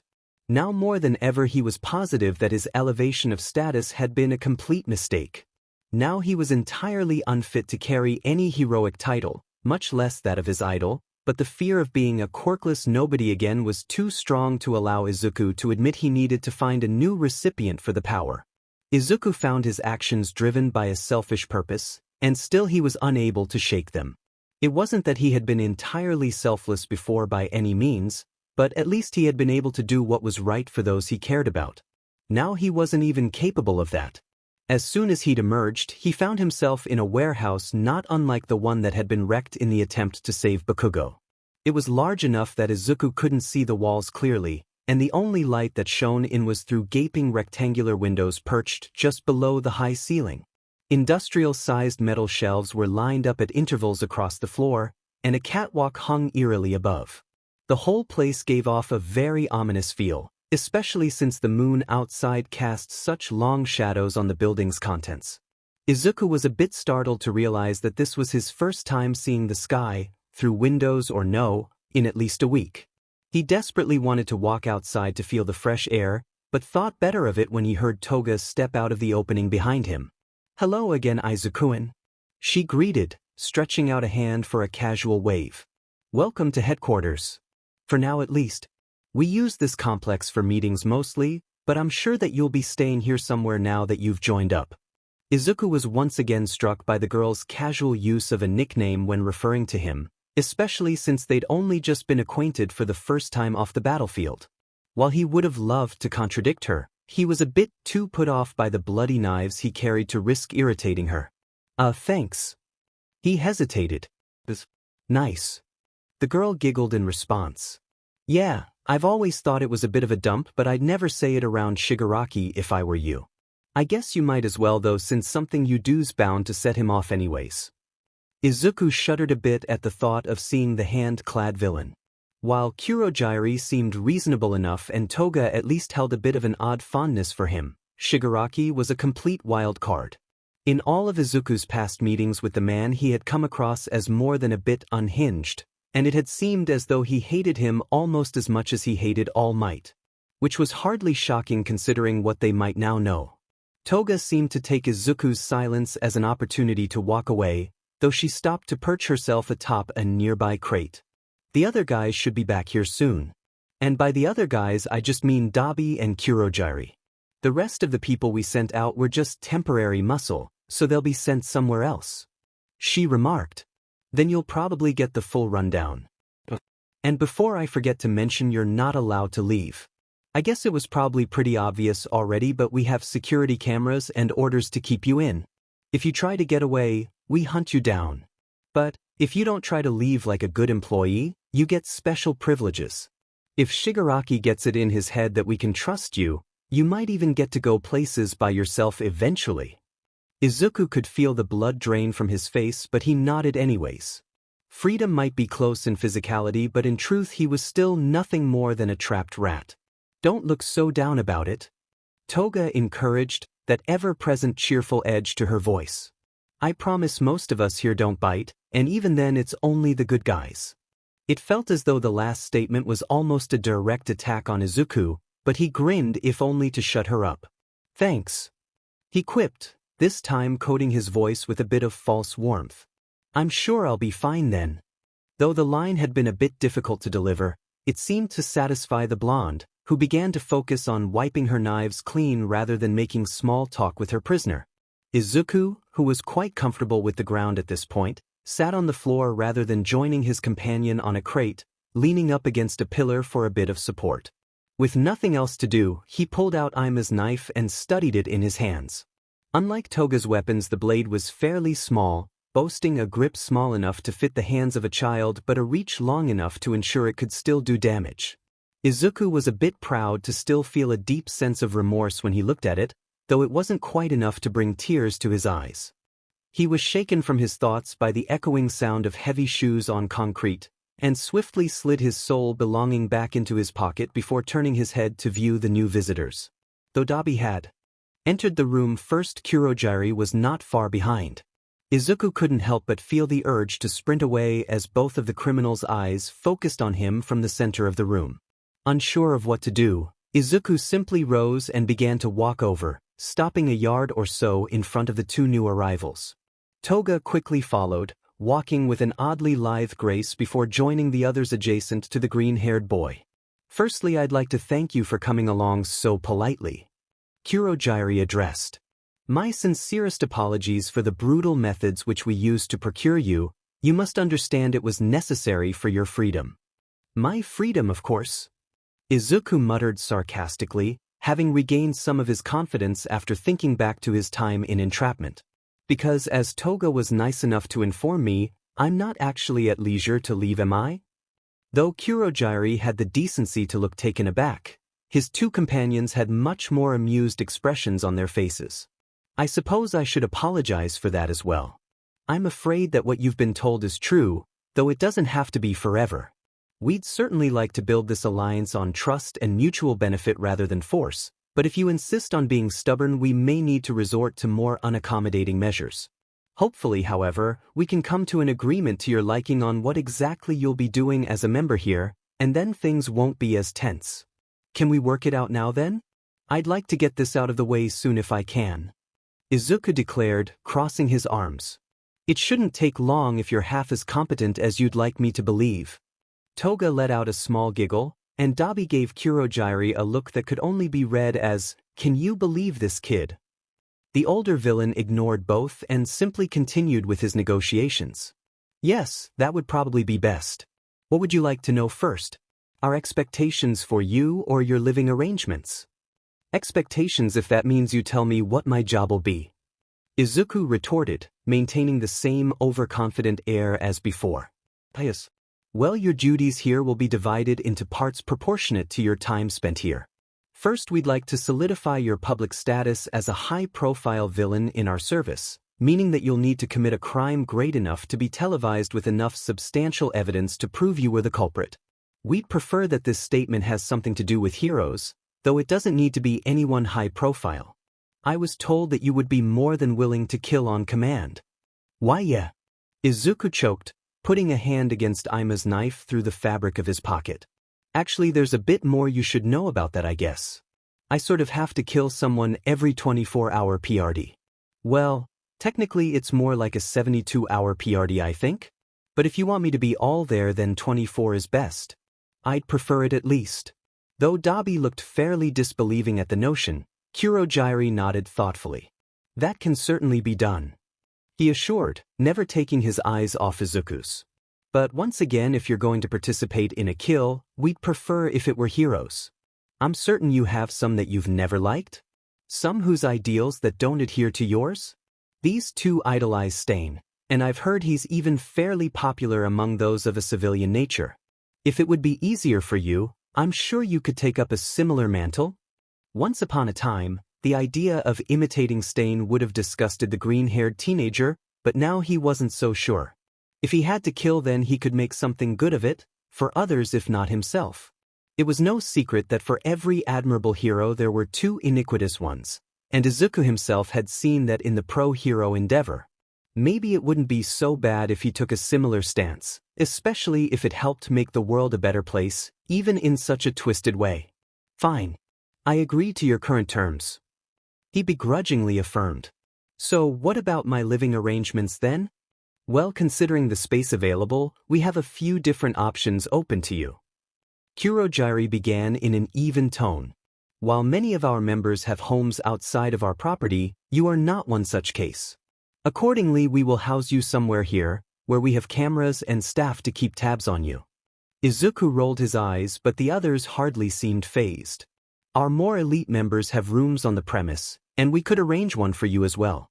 You would, however, be in the same hall as those you see here, as well as Shigaraki, which I'm afraid might make you a bit more reluctant to take up such an offer. Izuku nodded. Full offense, but I'd rather not. You might as well mark that one off the list and move on. Kurogyari kept talking smoothly as if uninterrupted. We could allow you to sleep here in the main warehouse. Though it isn't the most comforting of places, it does have a bathroom as well as a loft area where you could sleep uninterrupted. We are using it now for your induction, of course, but otherwise we usually only come here to store things. You'd be far away from most of us for the majority of your day. Then there's also our third op dash. No, here is fine. Izuku interjected rudely. Where's this loft area? Toga, being the most willing of the group, was sent to tour Izuku around the building. Though he had free reign of most of the place, he was advised to stay away from certain areas as well as told the do's and don'ts for dealing with other members. There was a little bit too much information to intake if Izuku was being completely honest, and at one point he began to speculate that Toga talked simply to hear her own voice. He was beyond ecstatic when the two finally stopped at a loft area located among the warehouse's crossing catwalks and was told it would serve as the closest thing he got to a room. Nestled between one corner and a window, the area was a cozy square of functionally lit space. On the grated floor sat a few upturned crates which had been fashioned into a rectangle long and wide enough to serve as a sort of makeshift bed. No one was really sure where you'd want to stay, so I just sorta prepped every option a bit. Toga explained, pointing to the boxes. "I'll go get your blankets and pillows and stuff if you wait a minute." Izuku would have been grateful for the girl's evident care if circumstances hadn't been what they were. After a few minutes of patient waiting, Toga returned with a sleeping mat, a comforter, and a small pillow. "This should be enough, I think," she declared, dropping the contents of her arms on the bed. "Is there anything else you want before I go? I've got to sleep too at some point." In a turn of thought that would have ordinarily been unlike him, Izuku considered coming up with something to send her off for just to keep her up, but in the process realized that there were a few things he actually did need. "If you've got some shampoo, a change of clothes in my size, a towel, a pen, and a notebook, then I'd love to have them," he told her as he arranged his pillow and blanket. "Yeah, maybe. What size shirt are you?" After a bit of communication, Toga returned with slightly too big clothing, a notebook and pen, a worn towel, and a container of half-used 2-in-1 shampoo and conditioner. Izuku thanked her and waited for her footsteps to disappear from his range of hearing before heading downstairs to the warehouse's bathroom. Though the shower was crude and obviously not well maintained, Izuku was able to rinse off most of his collected blood and grime semi-hot water before changing into his new clothes. Despite the wear and tear, he cleaned his suit in the sink as best he could, though it wasn't exactly shocking that the bloodstains refused to disappear. He supposed he'd have to ask someone for a replacement soon, though the idea was bittersweet. After he had finished as completely as he was probably ever going to, he gathered up his things and returned to the loft, taking one more box from downstairs with him to function as a nightstand. After he had arranged everything to his liking, he tentatively laid down on the makeshift bed, finding it surprisingly soft. On second thought, though, he concluded that that might have been more of a byproduct of his past sleeping arrangements rather than a testament to the structure's luxury. Izuku picked up the notebook, recognizing the brand and style as the same type of composition book he'd used during his days in middle school. Instead of making him feel better, the memory only served to irritate him, so he flipped hurriedly past the cover onto the book's first-lined page. His next movement was even more familiar yet somehow less jarring. Izuku clicked the black ink pen he'd been given, and after a few test scribbles began to scrawl out a list of names. If his memory served correctly, then he was writing the names in a specific order, from lowest ranked to highest. He didn't stop until every hero who failed to uphold the values they should by his recollection was written in plain bold print across a corresponding numbered line. Once the table of contents was ready, he turned to the first page and began to note down everything he remembered about its hero, muttering quietly to himself as he did. Once he was done, he lifted his pen from the page to find it hovering over a surprisingly condensed wall of text. "Guess I remember more than I thought I would," Izuku stated to no one in particular, studying his notes. "Well then, I guess whenever they need me to take down my first target, I'll be ready." He set the book on the crate beside his face, sending it one last look of disdain before turning to face the window. "It's okay," he thought to himself as he stared out at the moon. "It's completely fine. These aren't innocents I'm planning to dispose of. They're heroes. They'll put up a good fight and probably kill me. I won't have to have any more deaths on my conscience then. And the League of Villains won't be able to use me for anything else either." At the thought of deaths, Izuku picked up Aima's knife once more in a quick, almost involuntary motion. As blood welled up on his arm, he twisted it against the light, stretching it out far enough that it fell on the grated floor rather than his makeshift sheets. "I'll be dead and gone and won't have to deal with this stupid infinite nothingness ever again." Just as they had during Izuku's first imprisonment, things eventually settled into a predictable, though much less rigorous, schedule. On his first day, he was woken up at some time around 8 in the morning for the purpose of demonstrating his command. Unlike Izuku's past captors, Kurogyari seemed to take an especial interest in the order's nature and limitations. As an experiment, Izuku had been taken out to a courtyard and told to kill a pigeon perched nearby. By Kurogyari's guess, the women's command had been vague enough to allow the death of animals as well, though the green-haired boy was led to think a bit differently. Whether by merit of the conditioning he'd received or the intentions behind the women's words, killing non-human organisms failed to provide the same closure and rush that Izuku would normally feel otherwise. Though Izuku had wanted to feel disappointed by the vain efforts, The outcome of the test had hardly surprised him. The quirk he now lived with had managed to become less of a peculiarity and more of a way of life with passing time, and after the letdown during the breakout the day before, he had come to think that desires to change this unfortunate status quo were doomed to fail. Regardless, though, Izuku still had to reset his command's internal clock, and he told his companion as much. Soon after, the mist villain had somehow located and procured a sedated living person, allowing Izuku to finish the job in whatever way he thought best. The teenager was granted a surprising amount of freedom given his situation, but hardly found it rewarding. The only engagements that were set in stone were the morning killings and midday training sessions, the latter a shocking addition to Izuku as well as a few other of the League's constituents. Around noon, a bit after lunch, Izuku would be called to a fairly open space outside along with another, seemingly random, villain. From there, Kurogyari would monitor and maintain practice fights between the two, giving Izuku pointers and advice as he fought. Though Izuku would have liked to be able to admit that the sessions did nothing to improve his skills, he knew he would have been lying. Over the course of just 2 days, he could feel drastic improvement from the fighting style he had practiced previously, likely due to the fact that he now had a private teacher with an evident reserve of time to devote. The variety of opponents also served to sharpen Izuku's tactical mind, pushing him to create different strategies and fighting styles based on the offensive or defensive leaning of an enemy.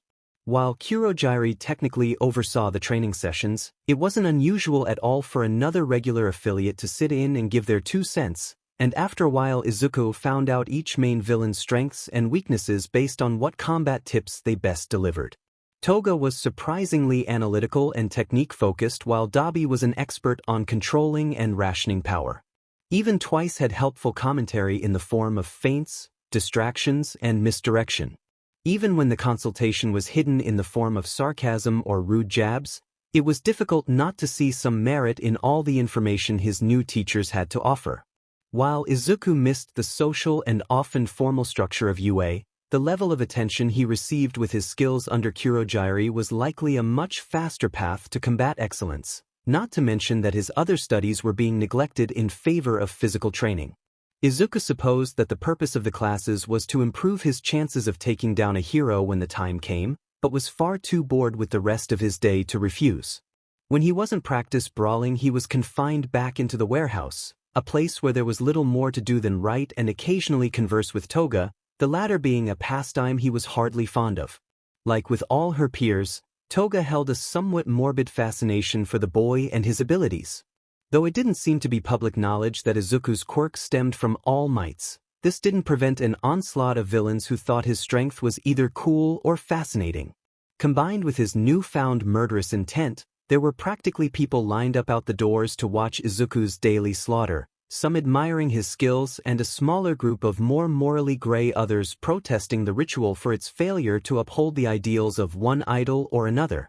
By the end of the week, Izuku began to feel like he had as many enemies as he did friends among the new crowd, and he wasn't quite sure how to take it.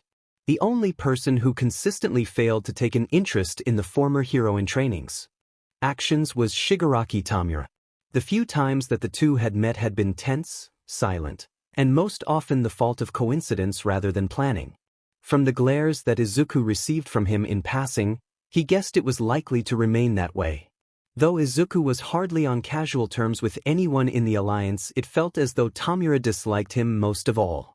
The single time the two had exchanged words had resulted in the disintegration of the top layer of Izuku's shoulder in response to a rude comment, and the experience wasn't something he wanted to repeat. While providing bandages for the wound, Kurogyari had assured Izuku that Tamura only disliked him due to his former status as a student of UA, to which the other had simply responded that he didn't care. Izuku certainly wasn't there to make friends, least of all with his past nemesis. He barely tolerated Toga as it was, so it would only be increasingly awkward if anyone else decided to act cordially. Though Izuku had thought about escape more than once, it wasn't a longing he had ever acted on. Even ruling out the possibility of being jumped by a villain or caught on camera, he found it impossible to think of anywhere to run to in the case that he did make it outside. Home and school were hardly options, and he didn't have the money to pay for a meal, much less a hotel room. Besides, Now that he knew for certain that humans were the only possible way to reset the women's quirk, he didn't like the idea of being anywhere without a sure source of fodder. Though Kurogyari had informed him that he would have to reveal his new status to the public at some point, he'd rather have a place to hide afterwards in the hopefully unlikely event that he didn't die on the job. He had toyed a bit with the notion of fighting the League as well, but ultimately decided to abandon the thought. It was unlikely that Izuku would be able to fight off so many experienced criminals at once, and after all the trouble they'd gone through to acquire him, it wasn't likely that he'd be killed. The best he could expect was a greater removal of freedom and bargaining, something he wasn't ready to invoke. After a few days had passed, Izuku had grown restless in captivity. Despite his initial longing to prolong an encounter with a hero for as long as possible, he began to feel trapped enough that he would do almost anything for a trip outside, no matter how short. When more time went by with no talk of a send-off, curiosity drove him to finally talk to Kurogyari on the matter. Having posed the question before a training session, the only time the two really saw each other, Izuku received the answer in a quick but precise manner. Apparently there were multiple rational reasons to withhold the teenager's first villain debut, though he found it difficult not to be annoyed as they were addressed. Firstly, though Izuku's new suit was in the making, it still had yet to be completed. Similarly to most things in his current life, he'd been given very little input regarding its inevitable redesign. He was aware that new features were being added but wasn't quite sure what they were, though the secrecy made him suspect the installation of a tracking device of some kind was involved. Eventually, it had been said that the design of his new costume was likely to mimic or at least echo the old one for easier identification, which only made sense since they had confiscated the original under the guise of replicating measurements. Secondly, Kurogyari failed to believe that Izuku was ready for an exploit of a professional magnitude at his current level of quirk mastery. Even if no one particularly cared for his well-being, he was still a resource the villains weren't willing to waste.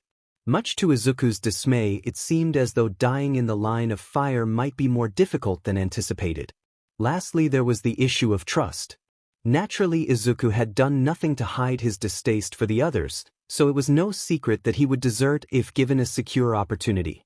Kurogyari had been speaking to him with false courtesy over the course of his stay in an attempt to lessen his hatred for the group, and though Izuku usually responded in kind, it was more of a facade than anything.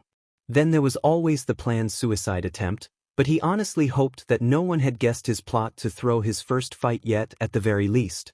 However the debut went down, it was obvious that Izuku was expected to leave a lasting impression, and no one thought he could in his current state. Begrudgingly, Izuku had questioned his teacher on what he would need to do to speed up the process, though the answer was much less than satisfying. According to Kurogyari, all executive decisions were ultimately made by Shigaraki, meaning that there simply wasn't much that he could do but wait. Even with the minor setback, Izuku tried not to be deterred. With nothing much else to do, he threw himself into training more so than he had previously, reserving pages in the back of his composition book to jot down progress and improvements he hoped to implement in the future. It was oddly satisfying to line up each weakness he found in his combat style and cross it off along with the arrival of its amendment. Sometimes the distractions of the present were effective enough that Izuku found himself forgetting the past. Though he still set time aside to keeping Aima's memory alive, he found himself dwelling on her and his classmates less and less during his daily activities. While this certainly upset him some, he was beginning to think that it all might be for the best. He was starting to think that there was no need to focus on the things he couldn't change, especially when they were accompanied by such harsh emotions, or rather lack thereof. Remembrance without guilt only served to make him feel empty, and it didn't seem as though the guilt would be arriving anytime soon. Besides, in what he predicted to be a week or so, it wouldn't matter anymore anyways. A day or so after his inquiry, things began to change around the facility. The range in which Izuku was allowed to occupy grew, and he soon found that even his curfew had lifted by a considerable amount. Unsure of whether or not the new freedom was a test, Izuku had been tentative in his explorations at first. Though the fenced perimeter of the compound was only barely visible from the warehouse and training grounds, he preferred to stick close rather than wander despite his proclaimed freedom of range. After a while, however, he began to take walks closer and closer to the other side. Once he had even gotten close enough to the barrier to view a street sign across from the gates, something he truly couldn't believe the villains had overlooked with their location being such a liability. He ended up deciding that the placement of his newly available walking path was intentional, a small show on his captors' end to display the faith they were willing to put in him if given the chance. It read a bit like a child's invitation to join a supposedly secret club, and he couldn't help but feel a bit insulted despite himself. Earlier he had drawn the line at being friendly with the others, but if that was what it took to get away as soon as possible, then he figured he'd need to set the bar even lower. Lunch, which Izuku had previously treated as a private affair, suddenly switched to a social event. Though he tried to make his rounds with everyone besides Shigaraki, he eventually found a comfortable balance eating with Toga and Dabi. While the two were an unlikely pair, Dabi seemed to be amused by Toga's antics while she was entertained by his snarky remarks in kind. When Izuku sat with them, he hardly felt the need to contribute, as their interactions were entertaining enough on their own, but forced himself to for the sake of his end goal. Even though he found his comments met with skeptical looks from the fire villain in the beginning, Toga's immediate acceptance of the new guest eventually won out. Though he had to alter his bearing a bit, Izuku became an almost natural addition to the duo. By playing mediator between the two during arguments and providing intellectual insight on points of interest, he made the trio less volatile as well as more prone to reason, his recently adopted realism creating a bridge between Dabi's pessimism and Toga's optimism. Of course, every time Izuku began to enjoy the interactions, he had to remind himself that it was all an act. The people he was socializing with were cold-blooded killers, the worst of society. But even so, they had human traits, and no one was entirely bad or good no matter how things might seem on the surface. There were things to admire along with the things to despise, and sometimes the two went hand in hand. Still, it was easy not to get too attached to the others. Until one night at least. Sometime after dinner, Izuku had been engrossed in noting down the counter to a recent blunder on the practice field only to be interrupted by the arrival of Toga. While it wasn't exactly odd to see her visiting the warehouse, her timing was a bit odd, not to mention the way she was dressed. The blonde, who usually stuck to a somewhat fashionable pastel style during her off time, was currently wearing a wide-beaked baseball cap and loose navy hoodie. Before Izuku could question the nature of the encounter, the girl strode over and plopped down on the floor near his bed, opening the duffel bag she carried to reveal a similarly shady set of clothing inside. Without hesitation, she bundled up the outfit and tossed it to other teenager, standing up and kicking the empty bag to the side afterwards. "Go downstairs and change. Dabi's waiting outside with the car by the rear gate, so be quick or he might decide to leave you behind," she commanded, ignoring Izuku's obvious confusion as she turned to leave. "Wait a second. What's going on?" he called back, but his words were only met with the receding sound of shoes on metal. Though perplexed, Izuku figured that he'd rather do as Toga said than be left in the dark about whatever the pair was planning. At the very least, whatever it was bound to be entertaining. After heading down to the bathroom to change and brush his hair, Izuku walked out to the gate as instructed. Just as promised, Toga and Dabi were on the outside standing beside a fairly beat-up-looking car, the former of whom was waving erratically in his direction. "Hey Izuku-en," she exclaimed, a bright, somewhat creepy grin displayed on her face. "Hop the fence and we'll get going right away." "What? No," he retorted, glancing over his shoulder at a camera attached to wall behind him. "You know I'm not supposed to leave. If I do, Shigaraki will." Come to think of it, Izuku wasn't quite sure what Shigaraki would do in the case he left, but he'd really rather not risk it. "Well, he can't do much if he never finds out," Dabi remarked bluntly. "I'm the one who's supposed to be looking out for you today, and I'm not going to tell. But hey, if you still don't think you have the ball, we might as well just go to Shinjuku by ourselves." Izuku was stunned into silence. It seemed too out of place for these two to be inviting him to do anything recreational, much less to hang around a popular nightlife hotspot. While he had admittedly been bored by his new monotonous lifestyle, he wasn't sure he even deserved to enjoy himself, and he definitely didn't want to run the risk of being caught. But still, what exactly would we be doing if I were to come? He inquired, trying to keep his voice as disinterested as he could. "I dunno. Depends on what you want to do, I guess." Toga replied. I like karaoke, so I thought maybe that, but Dabi really hates it. With you along I could finally have a singing partner. Yeah, okay, we're certainly not doing that. But there is a horror movie we both want to see, and Toga said she'd pay for the tickets. Dabi interjected, shooting Toga an exasperated glance. Okay, and then we'll do karaoke. She responded, meeting Dabi's gaze with a falsely saccharine sweet smile. So, you coming or not, Izuku-an? After a moment's hesitation, Izuku nodded, scaling the chain-link fence to fall on the other end beside the vehicle. Fine. But if I get caught, one of you is going to cover for me, he announced, hiding his excitement under a layer of condescension. Agreed. It would be Toga's pleasure. Dabi grinned, taking his place in the driver's seat. Though Toga frowned, she didn't object, and she filed into shotgun as Izuku sat in back. On the drive there, he found himself a bit shaken by the idea that the world he was seeing from the car window was one he hadn't interacted with in at least 2 weeks. He felt so removed from a world that had once seemed mundane to him, and it was especially jarring whenever he saw signs depicting heroes. It all felt far too distant to be real. When they finally did arrive at the theater, Toga found out that she didn't have enough change on her, forcing an exasperated Dabi to pay. Though he promised to hold the event over Toga's head for as long as he could, Izuku suspected that it wasn't the first time something like this had occurred, and had to repress a laugh when she showed Izuku her more than capable wallet a few minutes after. The way the two bantered together was sometimes reminiscent of bickering siblings, getting on each other's nerves constantly but secretly enjoying the game all the while. Everything came crashing down around him, however, when 30 minutes into the movie the titular antagonist appeared. The film was apparently of the slasher variety, and the gruesome imagery began to hold far too many parallels to aspects of his own life to be ignored. Instead of staying put and enduring the scenes, Izuku eventually got up and left the room, taking a seat in the hall while waiting for his nausea to pass. The feeling was so overwhelming that he failed to notice when someone else sat down beside him. Sorry about that. All things considered, I didn't really think you'd be so sensitive to gore at this point.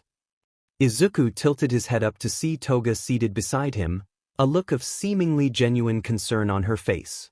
Well, sorry wouldn't really cut it, but I guess this is probably my fault anyways. Izuku muttered, looking back at the sign above the door they had both exited. It was a horror movie after all. Toga reached out to put a hand on his shoulder but recoiled as she seemed to think better of it. Yeah, I know that everything's probably really got a SCK for you right now, what with how you used to be and all. You always seemed like the really heroic type when I saw you with your class, but now you looked so different that I thought maybe you'd changed. I mean, all of us used to be kinda like you were at some point. Well, everyone that likes staying at least. Doing things that everyone else thinks are bad SCKs, even when you know you're doing it for the right reason. And I guess with what you've got going on you can't even say that much. Are you trying to make me feel better or worse? You might find it hard to believe, but better. I'm just trying to say that while your reality might not always be the best, there are probably still good things that you can do with it. Even I feel regret for things sometimes, but then I remember that I'm doing it to make the world a better place for people who rely on heroes by getting rid of the fakers. If you just find something to strive for too, then maybe you can forgive yourself for the bad things like the rest of us do. Or put them behind you at least, I guess. Toga stood back up and dusted herself off. Sorry if all that sounded painfully cheesy. I've got a movie to watch though, so I hope you'll be fine out here on your own. You look a little pale, so if you're not coming you might want to go outside and get some fresh air. With that said, the blonde teenager walked off back into the movie, her chipper attitude regained as soon as her feet hit the floor. Izuku thought back on what she'd said, though what kept echoing in his head were those last words. Go outside and get some fresh air. It was almost like an invitation to run away. He could exit the building, run somewhere safe, tip the police off to the villain's location and be done with the whole thing. Just as the thought hit him, his elbow brushed against his pocket, catching on the outline of the knife he always kept with him, and he knew he was wrong. He could never be done with the whole thing. No matter where he went he'd always have to kill, so he might as well do it for the right reasons. He stood up, took a deep breath, and followed the path Toga had taken moments before, back into the theater. Blood was just something he was going to have to get used to, so he might as well start now. Even after the movie was done and karaoke had once again been denied as a recreational option, Izuku still failed to see the figure which had been trailing the group since their departure as it diverged from their path. Kurojiiri had already seen enough to know that Izuku Midoriya had been given the chance to leave and hadn't, and that was enough. It seemed as though the boy might finally be ready for his much-awaited debut.